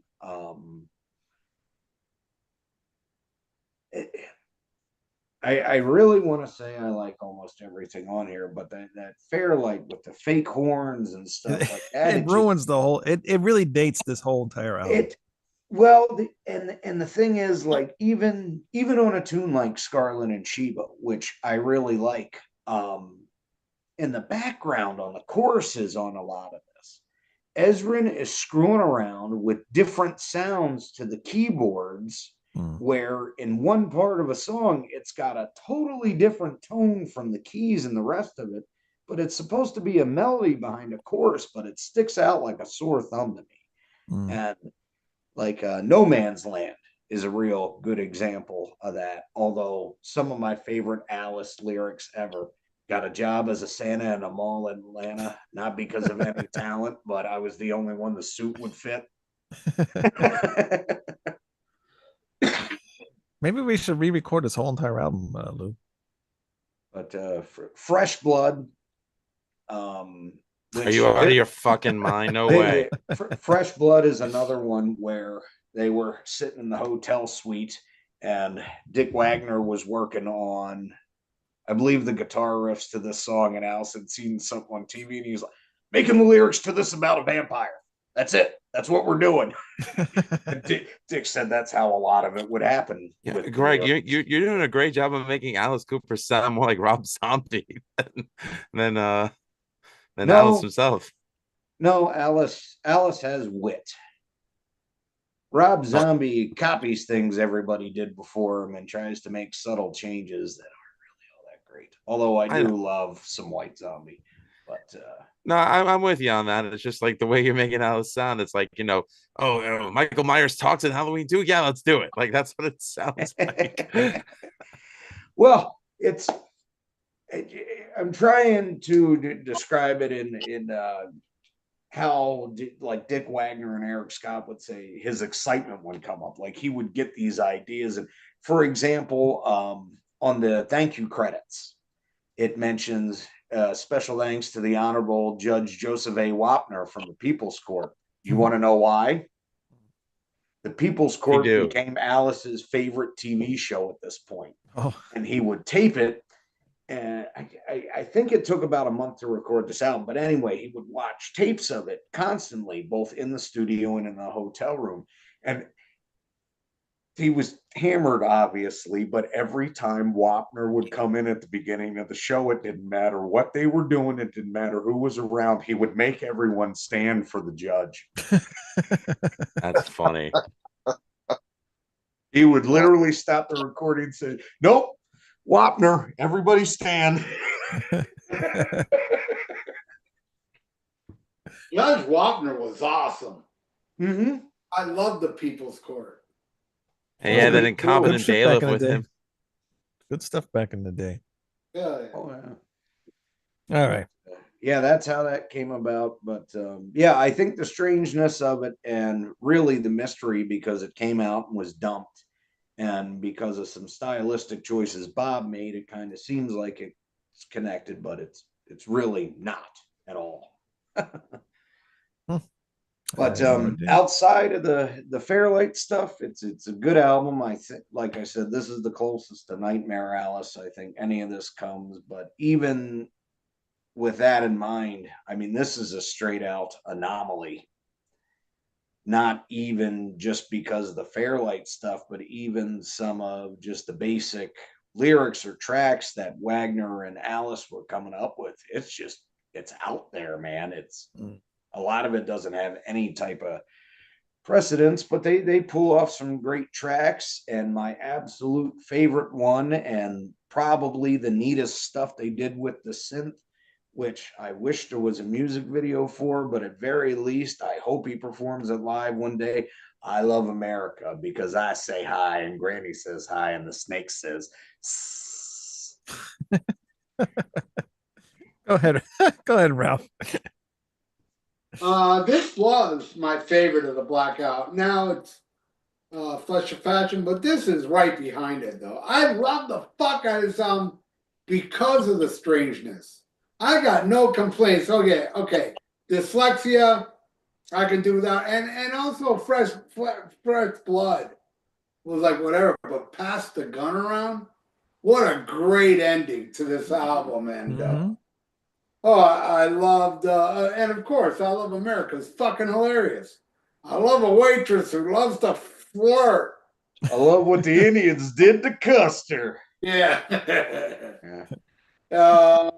Yeah, it's a really, really, Scarlet and Sheba, fucking awesome. But the reason why I love this album so much is because of this. It's because of what? Because of the what? We heard because of the strangeness of it. Yeah. This is even stranger than Zipper Catches Skin. This is definitely the strangest Alice album. I mean, it's out there. And I know it's hard to digest for some. And yeah, even when I bought it, I thought, wow, what a strange album. But then I became intrigued with it and listening to it over and over and over again, where I absolutely loved the hell out of this album. And yeah, it was my favorite Blackout album before it was cool being everybody's favorite Blackout album, because I noticed that now. And I've never heard anybody say. I was gonna say who got signed on the bottom there. Yeah, Alice Cooper signed it right there. Very cool. Oh, cool. Yeah. And yeah, out of all the Blackout albums, I just took this one. I wanted him to sign my Dada. I found this in a record store used, and I was like, oh my, because this is hard to find. Yeah. I'm sure it's probably easy to find online, but back in the day, when I bought it before online, I found this in a record store, and I was like, what the fuck, Donna? Wow, I need this, you know? And what can I say? It's my second favorite. maybe tomorrow will be my favorite again. I absolutely love it because it's the most oddest Alice album. It's the most out there.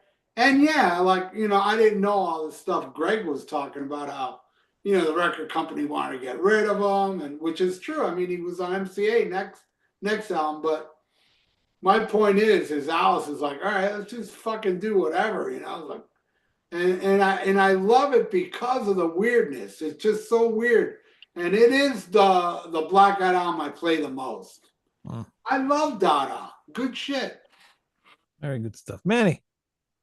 Oh, that's why we're doing this, because I was listening to this album last week, and I said to Wayne, we should talk about this album, and it turned into this. This is my original. I bought when I was 13, and it came out in '83. And it's already cut out the same year it was released. And I put this postcard I got from the Dali Museum of Alice and Dali, because that is based on a Salvador Dali painting, the cover. Hey, I love this album. It goes back to kind of the dark period of Alice. It's a little darker than most, but I love America's got great lyrics. Pass the Gun Around, of course, is very dark. Watching cartoons, televisions on, and people in the hotel room scream. The little hotel's paralyzed. Oh, it's incredible. Formerly Warner, which I did not know for years, is that I should have that was him basically sticking it to Warner Brothers. I always thought it was a dark side. Formerly Warner, hides in the covers. No Man's Land, which is hilarious. I just think it's a great album.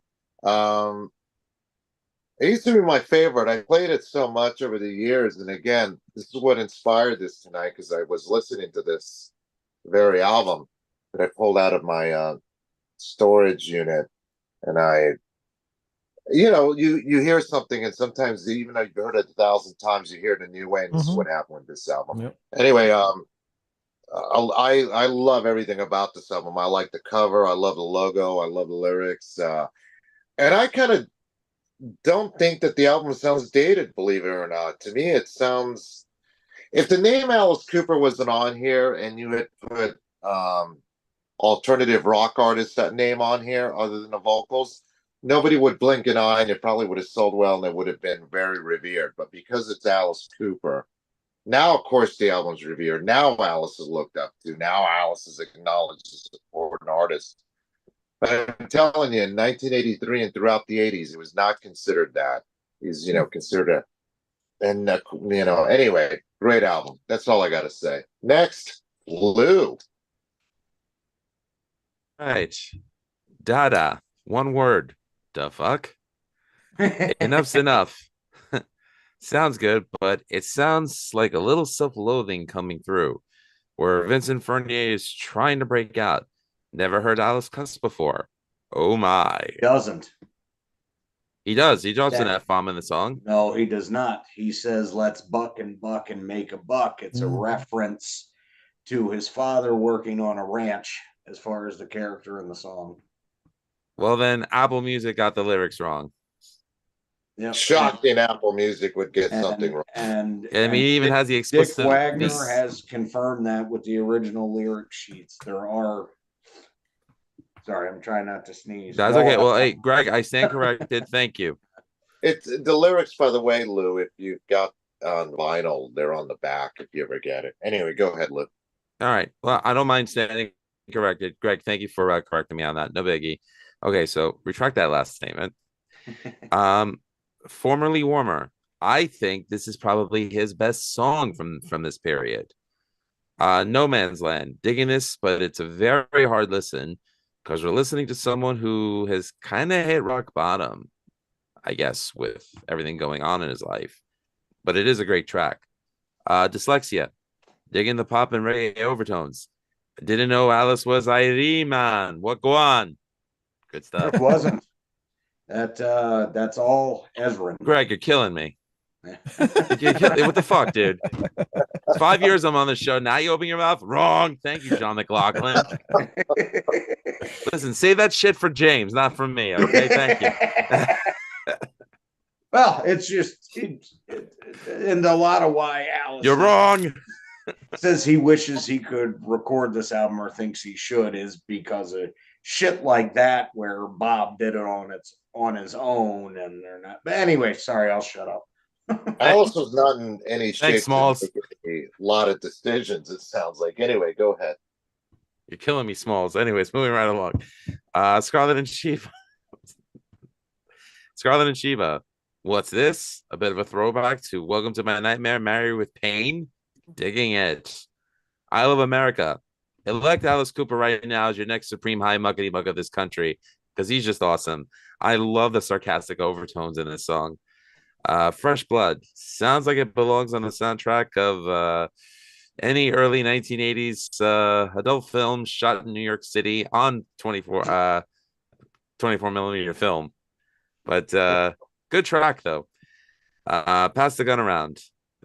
Almost kind of Zeppelin-y to me, but I really like it. Not gonna lie, Dada was a bit of a hard listen at first, but I grew to like it. I still prefer Zipper the most, and I think these 4 albums are great for what they were and for what they are. They're not Alice Cooper albums per se, but I think they're more albums from Vincent Furnier, Alice himself. I mean, it's kind of hard to put these against, Billion Dollar Babies or even Goes to Hell or anything like that because it's a different beast. Definitely consumed by the art and going for something different, and I could totally respect that. I'm just grateful that it didn't kill him. Same. You're right because he was not in good shape. By the way, Dead Dude in the chat, he finally got home to catch this show live. Thank you for getting home in time, Dead Dude. Really And appreciate I'm it. glad you're alive at the moment, Dead Dude. Yeah, for now. That was the day that Dead Pep returned to save Dead Dude's life. And Chris So Scott should we- says Pass the Gun Around is an awesome song. What's that? Should we call him not Dead Dude then, or do we just stick with Dead Dude? We'll just stick with Dead Dude. Fine. All right. Finally, we get to Dada, my favorite album of this period. It sounds extremely dated now, but what I like about it is how dark this album is. Not just in the sound, but with the lyrics as well. It also feels like it's rock opera more than other albums because I feel there's actual story going on here, like how the first Nightmare album was. The Dada intro is really creepy, then it kicks into Enough's Enough, which is pretty catchy. The production is total crap. That drum machine is garbage, but I can get past it. Formerly Warmer is such a slow song, but there's so much layering and going on that builds things up, and again, it's catchy. No Man's Land is a more upbeat song, and again, it keeps the flow going, and I like it. The dyslexia, the beats to this song remind me of my grandmother's old organ when she used to play it, and I wanted to play the drum. You remember those old? Stop looking at your grandmother's organs. That's disgusting. But I would want to play the piano, and then I need a drum beat to play along with something. And I'd push a button, and it would be that same freaking drum beat. Boston Nova. Yeah. Yep. Let's see. Scarlet and Sheba. I like the European sounds going on here. There's also some shades to the next album, Constrictor, in this song. I Love America. Alice always has this one really ridiculous song, and this is it, and I love it. Some funny shit in the lyrics, and the part where he's like a car salesman. I love that part. Fresh Blood, my favorite song on the album, and finally a song with some more real sounding instruments. I like the funkiness to it, and I always like the catchy songs, and the catchy chorus delivers it. Pass the Gun Around, another song with a real band, makes the album so much better. But I hear a lot of like influences like the Beatles in this song as well. Another great song and a good ending to the album. My only gripe is it really needs an actual band to make this album much better. So great album. I love this album. And I didn't know this album really, a lot of people are liking it more and more lately. I never heard about that. So I'm kind of shocked. Well, isn't that usually how it goes? Like, so many overlooked albums, like, 40 years later, people look back on that and go, oh, wow, that was a good album. Yeah. I mean, I hated it when I first got it. I'm like, what is this garbage? Because with those drum machine sounds and just the fake sound, I hate that stuff. But over the years, I gave one song a chance, and I'm like, all right, let me check the rest of it out, and then I just got into it. What were you gonna say, Ralph? Well, it's like Kiss meets Kiss Elder. Yeah. Nobody gave a fuck about that album when it came out. I heard that album for the first time in 1984, and I absolutely fell in love with it. While everybody I knew was like, other than the Oath, it sucks. But then when I got into the internet age, goddamn, there's so many people like me that love the Elder. You know? Right. Yep. Yep, Ralph, just little things. I couldn't even find that album used The Elder. I had better luck finding these Alice albums that probably sold less than The Elder, but I couldn't find The Elder. Finally, I think I was about 17. I found it, a German copy used at the flea market. The reason I could tell it was a German copy because the S's were different. It wasn't until the internet that I found out that my CD copy, which I found, I don't remember, I found that, obviously in the 90s, but had a different running order than the actual record because I didn't pay attention to the album, I guess, as much as I should have. Yeah, because back in '81, the record company was horrified by the album, so they switched the tracks around. Yeah. So the one that came out in the '90s was really the intended version. Yep. Well, And I like it. I like the intended version. I do like it. I love that album. I like both. The same reason I love Dada, because it's so fucking weird. Especially for yeah, I agree. That's why I like it. weird album. I love weirdness, man. I like weirdness too. Hell, I like Blue Oyster Cult's Club Ninja. It's not one of their best albums. Okay, well, you're on Yeah, your well, own. you're- on that one, you're- Greg. you're a That bit one I too- don't like. You're a bit too weird there. Yeah, Greg, you're on your own on that one. Yeah, that You one know- I don't like. What can I say? Angel Dust. I need a shot. Gets me through the day. I don't You know, know that cover song that opens that album. What's it called? White Flag or something? White Flags by the Legat Brothers. I like that song. That's a good- Honestly, there are a couple horrible tunes on there. That Bob Halligan spawned bullshit, make rock not war, and Yeah, see, when Beat the 'em war up. when the war comes is only liked because Stern Howard does Stern, the yeah. intro to it. I swear. I like But Dancing in the Ruins is a good song though. Perfect I like- Water is one of Buck Dharma's best songs. I like Perfect Water. Yeah. I like that one. I like Can I- Spy and House of the Night a lot too. Let me So since we're talking about Alice Cooper, and I was putting my Alice Cooper albums back, I gotta show you all this. This is a Record Store Day exclusive of Brutal Planet, right? And that hype sticker there, I'm gonna read it to you. What the hype sticker says. The hype sticker says, "The king of shock rock at his darkest, while taking industrial metal dive in 2000, Alice Cooper showed us all how reality can be more horrific than made-up horror boogeymen on this brutal planet." Who wrote that? I don't know. Ralph Vieira. That's right, me. Oh, it says it right there, Ralph Vieira. That's cool. That is awesome. Hell yeah, man! I'm on an Alice Cooper hype sticker. That's Oh, Yeah, and I saved that hype sticker because you wrote it, Ralph. My daughter got me that album a couple of Christmases ago. With the And- hype sticker? Yeah, with the hype sticker, and she Very goes, "Dad, cool. I think you know this guy." And I go, "I do." Yeah, because I looked him up, and he calls himself Doctor. I go, "Don't curse around me, even though you're 23." Well, it's spelled FUKK. That's not a bad word. I Yeah, know, that's not- but I told my daughter, even though you're 23, don't. But his real name is Ralph. He's a nice guy. She goes, "Well, I figured." So anyway, she got me that album specifically because she saw the hype sticker and she recognized your name from Almost Human when we do it. Oh, very cool. There you go, Ralph. That's awesome to Yeah. know. Yeah, I had Hey, a my phone's about to die. My huh? phone's about to die. So you gentlemen have a good night. Ralph, thank you for Take care, coming Manny. on. That was awesome. Hey, Thanks for the thank you, suggestion, Manny. Well, And, Well, and, Manny's- thank your daughter for buying that record. I will. All From right, me. man. Bye, dudes. While Manny's Bye-bye. gonna take care, buddy. While Manny's getting off the phone, I actually have an interesting question, and it's not meant to be like a rant or a gripe. Yes, Manny is Mexican. Thank you, Wayne. That's not what I was getting at. I meet a lot of rock fans, especially even at like the most randomest places. And I feel like a lot of their opinions are almost like hive mindish. Like we're talking about how much we love albums that are weird, whether it's an album from the blackout period of Alice Cooper, or whether it's, Caress of Steel by Rush, or even music from The Elder from Kiss. And I just think it's funny that when,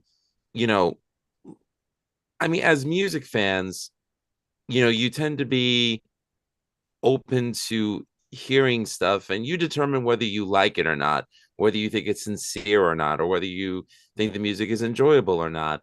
But, I'm just not one who believes that a band has to stick to a certain formula to be good. I mean, AC/DC's been doing it all their entire career, but they're AC/DC. They can do whatever the hell they want.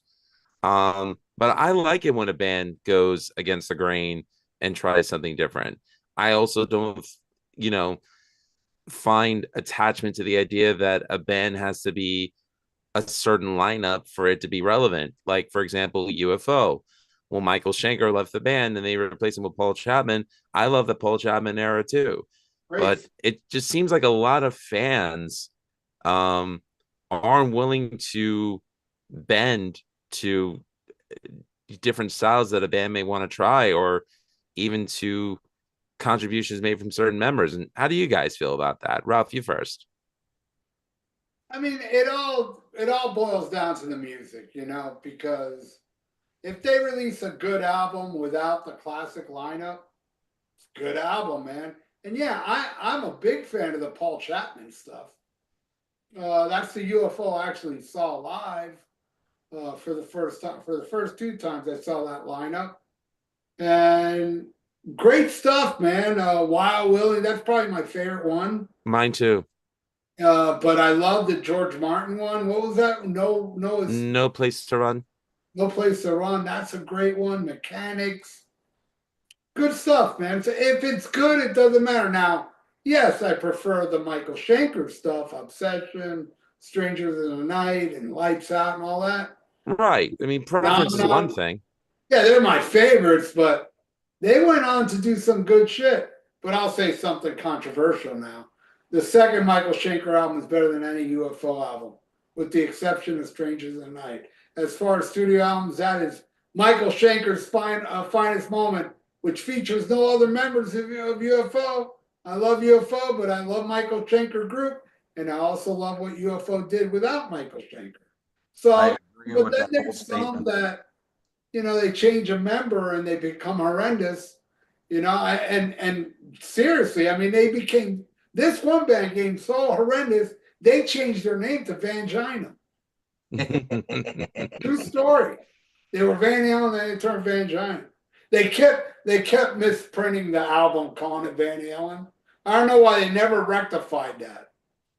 Well, they also never fixed on all those track listings, the real song title, which is There's Only One Way to Suck. Still printing that as rock years later. People just never learn. I'll be honest. I wouldn't mind the Sammy era so much if Sammy himself wasn't a complete and utter asshole. Just the way he comes off. I mean, his insincerity and his revisionist history stuff. And Ralph, I feel like you're the only one that calls him out on it.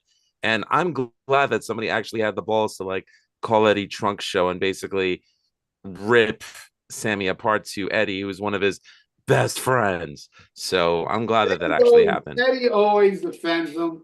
Eddie's always the guy that's like, I tell it as it is. I have no filter. Yet not once calls out Sammy Hagar on the countless amount of bullshit. Like in Soulmore, he didn't open for nobody since 1979. I've seen him open for Journey in 1982.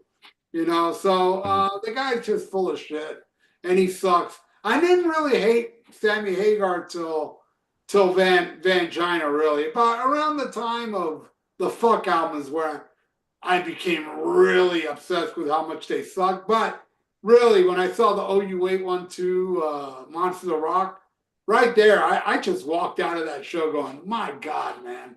The greatest live band ever reduced to this bullshit. But man, did people love it back then. It eclipsed David Lee Roth. It was so huge. But now, looking back, it's dated. Nobody cares, including Alex Van Halen, which let me tell you, last year Alex Van Halen gave me a Christmas present way earlier when he started talking about the real magic was with Dave. Yeah. And Sammy now is coming out going, that's blasphemy. Now, you know what's blasphemy, you prick? Throwing Eddie under the bus in your fucking book. You Yeah. Mhm. Oh, it's blasphemy. He doesn't mention me. He didn't bash you. Like, Yeah. fuck Sammy Belcher. I will always say that. You know, so, and always when I put up a video of Sammy, there's always the one idiot. You know, Of course man, there's always gonna be. what's your problem? Why you always mention Sammy? Boo, boo, boo. And I was telling him the same shit. I go, look, bashing Sammy Hagar makes me happy. And nobody's going to take away my happiness. I love it. You, not anybody. Fuck him. I will continue to bash him. And I hope one day to interview him. And I've tried. Believe me, I've tried. I can't get that fucker on my show, man. I probably never will. I mean, you know, the one thing, because someone finally dragged it out of me, they were like, you know, you love that movie so much. Like, fine, I will give him the song Heavy Metal. Okay, I do like that one, but the guy is the biggest schmuck in the music industry and has been since 1976. I guess that's an accomplishment. Yeah. But he's just such an ass and the self-inflicted. If he could keep his mouth shut more, he wouldn't irritate me as much. Thank you. Exactly. He is just such a prick. And then when he makes these comparisons, I mean, I fucking love Van Halen, and I can't say I never listened to the Hagar albums because I did, and I actually do think Balance has some merit to it guitar-wise from Eddie. It's just a shame Belcher's on it, but the way he will talk about the Roth era and then talk about something like OU812, I don't give a shit how much it sold. As an Eddie Van Halen fan, that album hurt my heart when I first heard it because he's repeating himself, to reusing riffs from earlier in the band. There's nothing creative about that shit. They started making generic grocery store mom rock to match their new lead singer. Yeah, it took years for people to fucking wake up and go, wait a second. Diamond Dave Rules, what is this crap? You know, Right. It's fucking keyboard bullshit, you know? But whatever, man. Vangina sucks. Diamond Dave rules. And I love the fact that as years go by, people are realizing this. And then you have a spokesman like Alex Van Halen coming out and saying how the Dave years was the best years. That to me is pure justice, man. And something that Eddie Trunk would, I'm sure Eddie Trunk is the biggest bullshitter too, because he says, I saw Van Halen in 1984 at Madison Square Garden. David Lee Roth did a sword trick that lasted 15 minutes. Alex did a drum solo 20 minutes. Both bullshit because I saw the tour too, but I own a bootleg of Madison Square Garden. David Lee Roth sword trick, not even a minute. The Alex Van Halen's drum solo, 2 minutes and a half. Michael Anthony, which he doesn't mention at all he does is roll around on stage and hit his bass. I mean, he gives Gene Simmons a run for his money for worst bass solo, but at least Gene spits blood, you know? But this And guy, fire. but he lasted almost 5 minutes of just rolling around stage and throwing his bass around. Oh, Eddie won't say shit about that. You know why Eddie won't say shit about that? Because Michael Anthony talks to him. The only people Eddie bashes, Paul Stanley won't talk to him. David Lee Roth won't talk to him. Eddie, when he was alive, wouldn't talk to him. Ozzy won't talk to him. He bashes all those people, but he never. Oh, and Motley Crue. He doesn't call out Motley Crue with their tapes and all that shit. That guy's the biggest phony in the world. Give me a Motley Crue interview and you'll see me fucking tell it to their face. I fear no fucking shitty ass rock star bullshit artists. I will call them all out. Even my gods, Black Sabbath. Get me Tony, Geezer, and fucking and Ozzy on my show, and I'll tell them all they were backstabbeth. with Bill Ward. All right, I'll tell him. I'll tell King Diamond Michael Denner should be there. I have no filter. Fuck Eddie Trunk. Thank you. I just hope Sammy gets caught for those fires in California. come Yeah, I hope so, Let's too. start that right. His Dead hair Dude, dye is a hazard. going back to your thing, Lou. Dead Dude said he loves all the Metallica stuff, even 60% of Lulu. That's insane. I'm not a fan of the album, but good for him. That's some wild stuff there. But, You but, know, see, but that's the thing. Like I never pissed on somebody for the musical opinion. Maybe in middle school when someone was telling me that Aerosmith is the greatest band of all time. And I need to be honest. I only like 3 Aerosmith albums. Rocks, Toys from the Attic, and Pump. Other than that, not really a fan of their stuff. Almost So- the same as me. I'd replace Pump with Get Your Wings, but I totally I understand. love 70s Aerosmith. Love it. And that's fine, Ralph. I'm glad that's awesome that you That's like cool. it. You can bash on it all you Kick- want. Comparison though on differences in creativity. Steven Tyler does too much cocaine. He does Draw the Line and falls off stage. Alice makes 3 amazing albums in a row. Nobody That can is do true. like Alice can. Whatever, Let's see to what else each we his got. own, man. You're all cool with me unless you like Van Belcher. Fuck you. No, honestly, I don't mind Aerosmith. I do like a few albums, but I just never got super into them. I like them. I Well, never had a problem with them. speaking of Alice Cooper, it was Dick Wagner doing the killer solo on Train Kept a Rolling, not Joe Perry. Oh yeah, I forgot I did not all know about that. that. Yeah. Hmm. And Brad Whitford's a far better technical player than Joe Perry. Oh, Far better. big time. That guy rips, man. I love his Actually, stuff with St. Holmes. to Yeah, be yeah. honest, Whitford St. Holmes. I was lucky enough to see Blue Oyster Cult, Foghat, and Whitford St. Holmes. And MTV was there and filmed it, and I got both on DVD. But Whitford St. Holmes, I don't have. Greg, what were you saying? you have the Hollywood 81 show on DVD. Yeah, that and the That's full awesome. Foghat show, both. That's awesome. Yeah, I've wanted that for years. I used to have it on a VHS that's long gone. Thanks to Tony Dio, my co-host along with Oh. me on Almost Human Live. He Good dude. that got me both those DVDs. I remember when MTV played it, and also there was another show called the Blue Jean Network that aired the same Blue Oyster Cult show. I was there, man. I couldn't believe it. I was like, that was the first show that I was at the show that was released professionalized. There's been a few after, but that one is special, man. Fire of Unknown Origins tour. How much badass can you be? And I saw that tour twice. The first time I saw it opening for Heart at the Miami Baseball Stadium with the opening, and then it was Firefall Airband and the opening band, Motorhead. Their very first American show. I was there. And the very last American show in Pompano Beach before they went to Europe I saw the very first and the very last Motorhead shows in America. Nice. Yeah, man. Because you're Fucking old. Awesome. It's because you're old. Hey, you saw yeah, Clark I- with Motorhead, though. I mean, Dude, like the I'm only old. era of Motorhead that matters. That's awesome. I'm old and proud. And I'm You proud. are.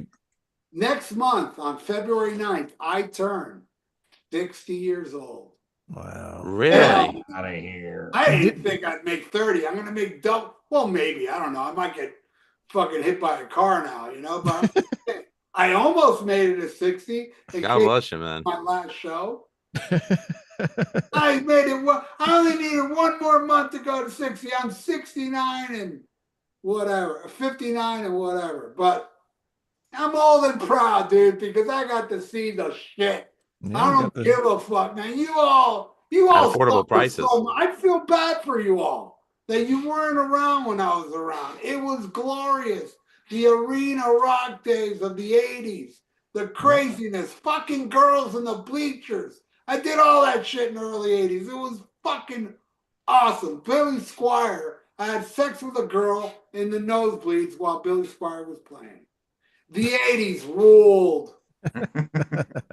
Chris Scott Chris in the Scott, chat asks, "Did you all hear Zetro is out of Exodus?" Yes, Yeah, and I'm very offended they didn't ask me.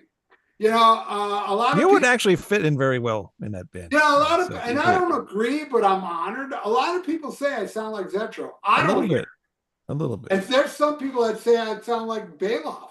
I I- don't hear it. There is a demo that Paul Bailoff did with the band Heathen. Yeah, that sounds a lot like me. But on the Exodus albums, and the same thing with Zetro, I don't hear it. But a lot of people hear it. Therefore, they should have asked me to join Exodus. I'll be honest with you. I wouldn't be too offended. In my personal opinion, you're too good for Exodus. Thank you. Thank you. I would agree with I that. agree with you. I mean, I'm not a big Exodus guy, even though I worship Bonded by Blood. I think that it may be the greatest thrash debut, and I love Temple of the Damned. That's about it. Maybe a song scattered here and there, but I've never been a big Exodus guy. I mean, to me, it's all about Paul Bailoff.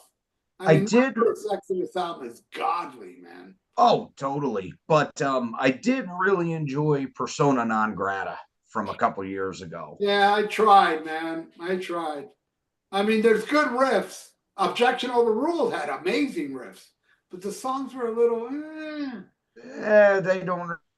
That's like even Pleasures of the Flesh. There's some great riffs on there, but the songs, there's nothing to them. That was disappointing after. Oh yeah. Bonded by Blood. I mean, moment Kemi Kill was cool till Death. The Range. I wasn't there at the time, but even getting it later in the late 90s, I did because I heard Bonded by Blood first. I'm like, this is fucking awesome. These guys are great. And I knew Bailoff wasn't on the second one, and I had heard, did Chemical have a video? No, they didn't make no video for that album. Okay. Well, I had heard Chemical before I had the album, and I'm like, oh, the second one sounds almost as awesome as the first. And then I bought the record and played it, and I wasn't too happy. It's not good. Fabulous Disaster was better, but even that was played with filler. But whatever. I should be singing for Exodus. You should be. And I'm surprised. You know what's crazy though? Hmm. When Rob Dukes was in Exodus before, man, everybody hated him. I know. That's why I'm very shocked that they asked him to come back. And then I thought that they had like a falling out or something, and he was not liking metal anymore. And I heard he was bashing Exodus. I didn't hear it personally, but I heard he was bashing him while he was out of the band. Yeah. Whatever. I met Rob Dukes. He's a nice guy. Yeah. I saw Exodus with Rob Dukes, and it wasn't bad. I don't think the guy was bad. I mean, he sang the songs okay, but yeah, when they redid Bonded by Blood, oh boy. Oh boy. What was that called? Bonded by Bailoff or whatever it was called. It was fucking horrible. Bonded by Bailoff is a collection of demos of what he started from Pleasures of the Flesh. No, there's something Let There Be Blood. Let There Be Blood, yes. Let There Be Blood. That's it. Horrible. Terrible. Garbage. I should have sang it. Yeah. There's still time. I mean, you didn't miss much. I mean, what does Gary Holt really have to claim? World's okayest guitarist? Yeah, but I thought Kirk Hammett had that title. Hey, but if I was to join Exodus, I'd get at least 100 more subscribers on my YouTube channel. Oh, true. Yeah. No, I don't have a big problem with Gary Holt. He talks a lot of shit for his Gary Holt was a goddamn prick when I met him in the 80s 3 times. Really? Prick. I met him in recent times. He's super nice now. I mean, but man, in the 80s, he was a prick. Probably mellowed. But he's cool. Yeah. I met him a couple times and can't bitch about him now. But back in the day, same thing with Ellison. Ellison was a prick when I met him. And then I did meet Gary Holt one time. There's a joke in there somewhere. But, thank you, Wayne. I'll save that for when we stop recording. Oh, okay. All right. Alice Cooper. Alice Cooper. If you haven't heard the Blackout Period, go check it out. What? To answer Lou's original question, what I was going to say was, that's one thing I find beautiful kind of about when I was born and when I grew up. Not so much. Well, the internet I didn't have till after high school. You know, most of me finding this shit was through older friends I had or reading old magazine articles. But getting into a lot of the 70s bands that my parents and some of my older friends liked, you know, there was so much freedom in the music back then. I never really got into this elitist type of attitude or even ran into that shit until the time of message boards and other people. To me, it was just, oh, this is another Blue Oyster Cult album. Oh, this is another Alice Cooper album. Oh, this is different. This is really cool. They're trying something different. So I celebrated the experimentation, and I always thought it was cool. Well, most of the time I thought it was cool when somebody did something like that. I will say the first time I ever heard 5150, I threw the fucking cassette out the car window. That was not what I wanted to hear from King Edward. But you know, even Scorpions, there's a great example. They changed their style and it was still awesome. Even my friends who, and this is where I used to get in a lot of arguments, I'm like, man, fuck Marilyn Manson, fuck your Slipknot, fuck all of this crap in this new metal in the late 90s. Have you guys not heard of Ronnie James Dio? Like Iron Maiden, this shit is awesome. And they would get into it about that. Oh, that sucks, you're old and this and that. But that experimentation, and I lost my point because I started. Recently, out of all people, to make a lot of sense, Ricky Rocket of Poison. Yeah. He came out. He made a lot of sense. He said, it's not record companies that killed rock. It's not this and that killed rock. What killed rock is all the negativity online. That's fashion, all shit. And he makes so much sense. But at the same time, I'm like, yeah, but you're in Poison. Yeah, right. I'm sorry. I'm going to bash you. I know I'm part of the problem, but you suck. I'm thinking about these nuts. You're fucking terrible. You know what I mean? Yeah. But yeah, he's right. I am the problem. I am the reason rock is dead because Poison sucks.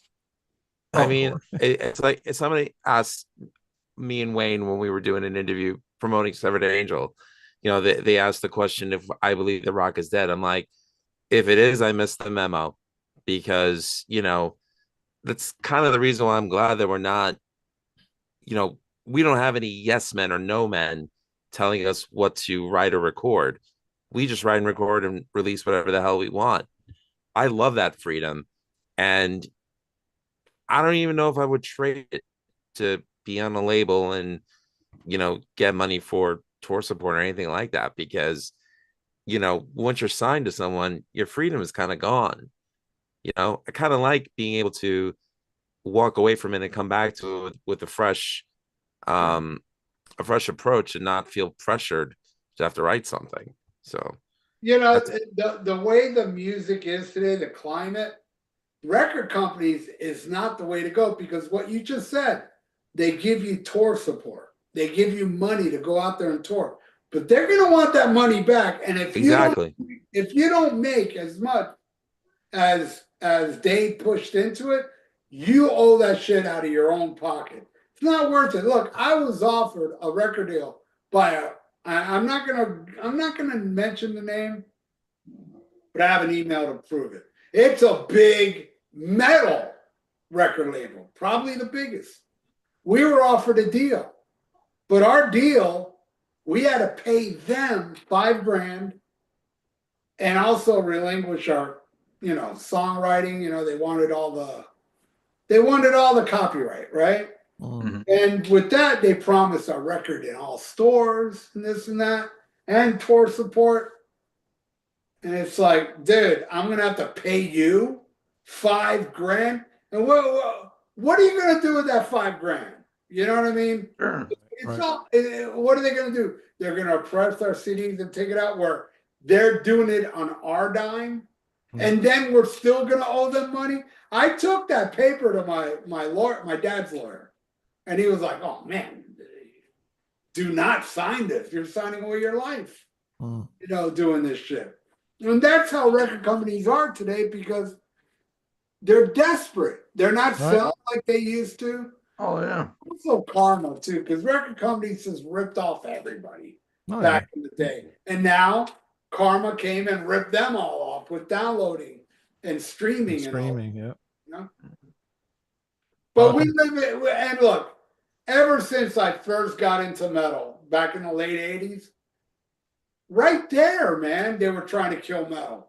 mhm. All through the 80s, they were trying to kill metal. They've been trying to kill metal forever. And it wasn't until grunge came where they finally got their way, where they eliminated all metal on MTV and radio stations. Metal was a bad word. And then it became, you know, in the 2000s, all the old people like me. But I never gave up on metal. I saw Ronnie James Dio, Judas Priest, and Iron Maiden all in small clubs. And you know what was beautiful about those shows? That everybody that was at those shows were true motherfuckers. Right. Mhm. You know? Yeah. Where I knew a bunch of motherfuckers that didn't go to those shows, but they were there when they came back and played arenas. Oh yeah. Mhm. I saw them all there. Why didn't you go see the club show? You posers. I never ever turned my back on metal. 90s had some great death metal. They had Iced Earth. That Iced Earth shit was phenomenal, but it didn't take off because it was a bad word. But to me, you know, Angel Dust was another album, another band I fucking loved in the 90s, 2000s. There was a lot of great metal going on, but it was Oh, yeah. up under the carpet, you know? Certainly. Yeah. 90s was a good period. I think 90s was a good period of metal. Just I think so. I mean, when In Flames came out, them, Soilwork, and bands like that, I was blown away. I'm happy to say that I went from seeing In Flames headline Lemoore in Brooklyn Yeah, to but playing Ozfest to playing Hammerstein Ballroom. So I'm glad I got to see that evolution. I was more into the death metal and grindcore from the 90s. I really didn't care too much about In Flames until we talked a couple years ago and I checked some of it out, Lou. That's fine. That I only kinda like rallying only against like- that shit. I love Jester's Race. That album blew me away when it was new. And That's I the race, yeah. I dug Oracle too, but then after that, kind of. Yeah, check out the last album. It was really good. Yeah, it really was. really I mean, liked Rough, like you, Jester Race is my favorite In Flames album. This album brought me back to it. So I'll check it out. Definitely a good listen. All right, I think that's it, right? Yeah, I Been think on we're here good. long enough. All right, Everybody guys. needs to go out and buy these, but Ralph, before you click off when we stop recording here, I want to talk to you about tomorrow real quick.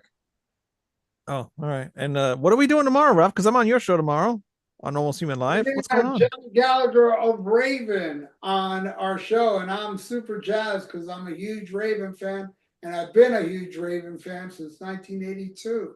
So, and me and him are friends. We know each other, and you know we've hung out.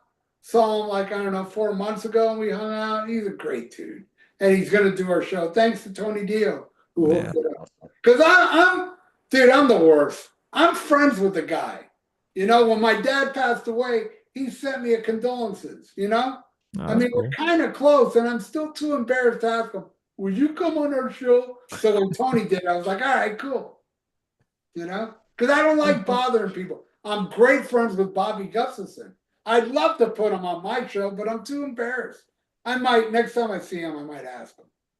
Dude, that's Can crazy. just You had do it. Robert Fleischman back on your, you know, you talked about Vinnie Vincent Invasion album. Couple of months, maybe a year later, you had Robert Fleischman on Rock and Metal Combat podcast, and I was like, well, he saw that was so my- cool. He saw my review of Vinnie Vincent, and I destroy Robert Fleischman. I say that he sounds like a cat being hit over the head with a suitcase. But he took it like a good sport, though. And no, he wrote me. He saw and I was like, uh-oh. And he agreed with everything I said. And I was like, oh, cool. Would you come on my show? And he agreed. It was like, goddamn. He saw a video of me bashing him, and he still liked it enough to write me and say, I agree with what you're saying. I'm not offended at all. And that made him super cool. And that was a great episode. Him talking about Vinnie Vincent drives with his legs crossed, and he would go in front of a house, and Vinnie Vincent would go, there's nothing but transvestites that live in that house. And Robert Fleischman was like, why? How would you know? That was a great interview. Very cool. Very cool. John Doe said Schmack-a-Magob, everyone. Hell Smack 'em yeah! a gob. Smack 'em God, John Doe. I bet that's his real name. It probably is. It doesn't sound like anybody would. It have that. doesn't Besides sound that guy. made up at all. Not- It's not like at all. John Smith. I doubt anybody's looking for him either. Yeah. Just doesn't seem like anybody would look for that guy. All right. That's it, guys. Join us possibly next week. All right. Right all. on, everybody. Smack 'em a gob. Hit that subscribe button. Oh, and anybody, there's been a lot of new followers lately. A bunch of people from TikTok because I got a lot of followers on TikTok. I'm hoping a lot of them follow me over here because TikTok's gonna be banned apparently, but we'll see. I don't know if that's gonna happen or what. But anybody has joined us from TikTok, thank you for joining us. And We're not joining Blue Sky, so screw that. we'll think about it. Talk these nuts. Yeah. All And right. don't forget severedangel.com. SeveredAngel.com. Some interesting stuff coming out very soon. Hopefully at the end of this month. All right. See you then. And I got something to plug tonight. I will be stealing from 2 gas stations I've been keeping an eye on. But I'm Okay. not going to tell you which gas stations they are because I want to get away with the loot. All right. And then I'll be sucking dick at the glory hole. that I do for free. I'm gonna go rip off a 10-speed, light it on fire, crash it into some kids, and then laugh at their parents. Woo! Yeah. Goodbye.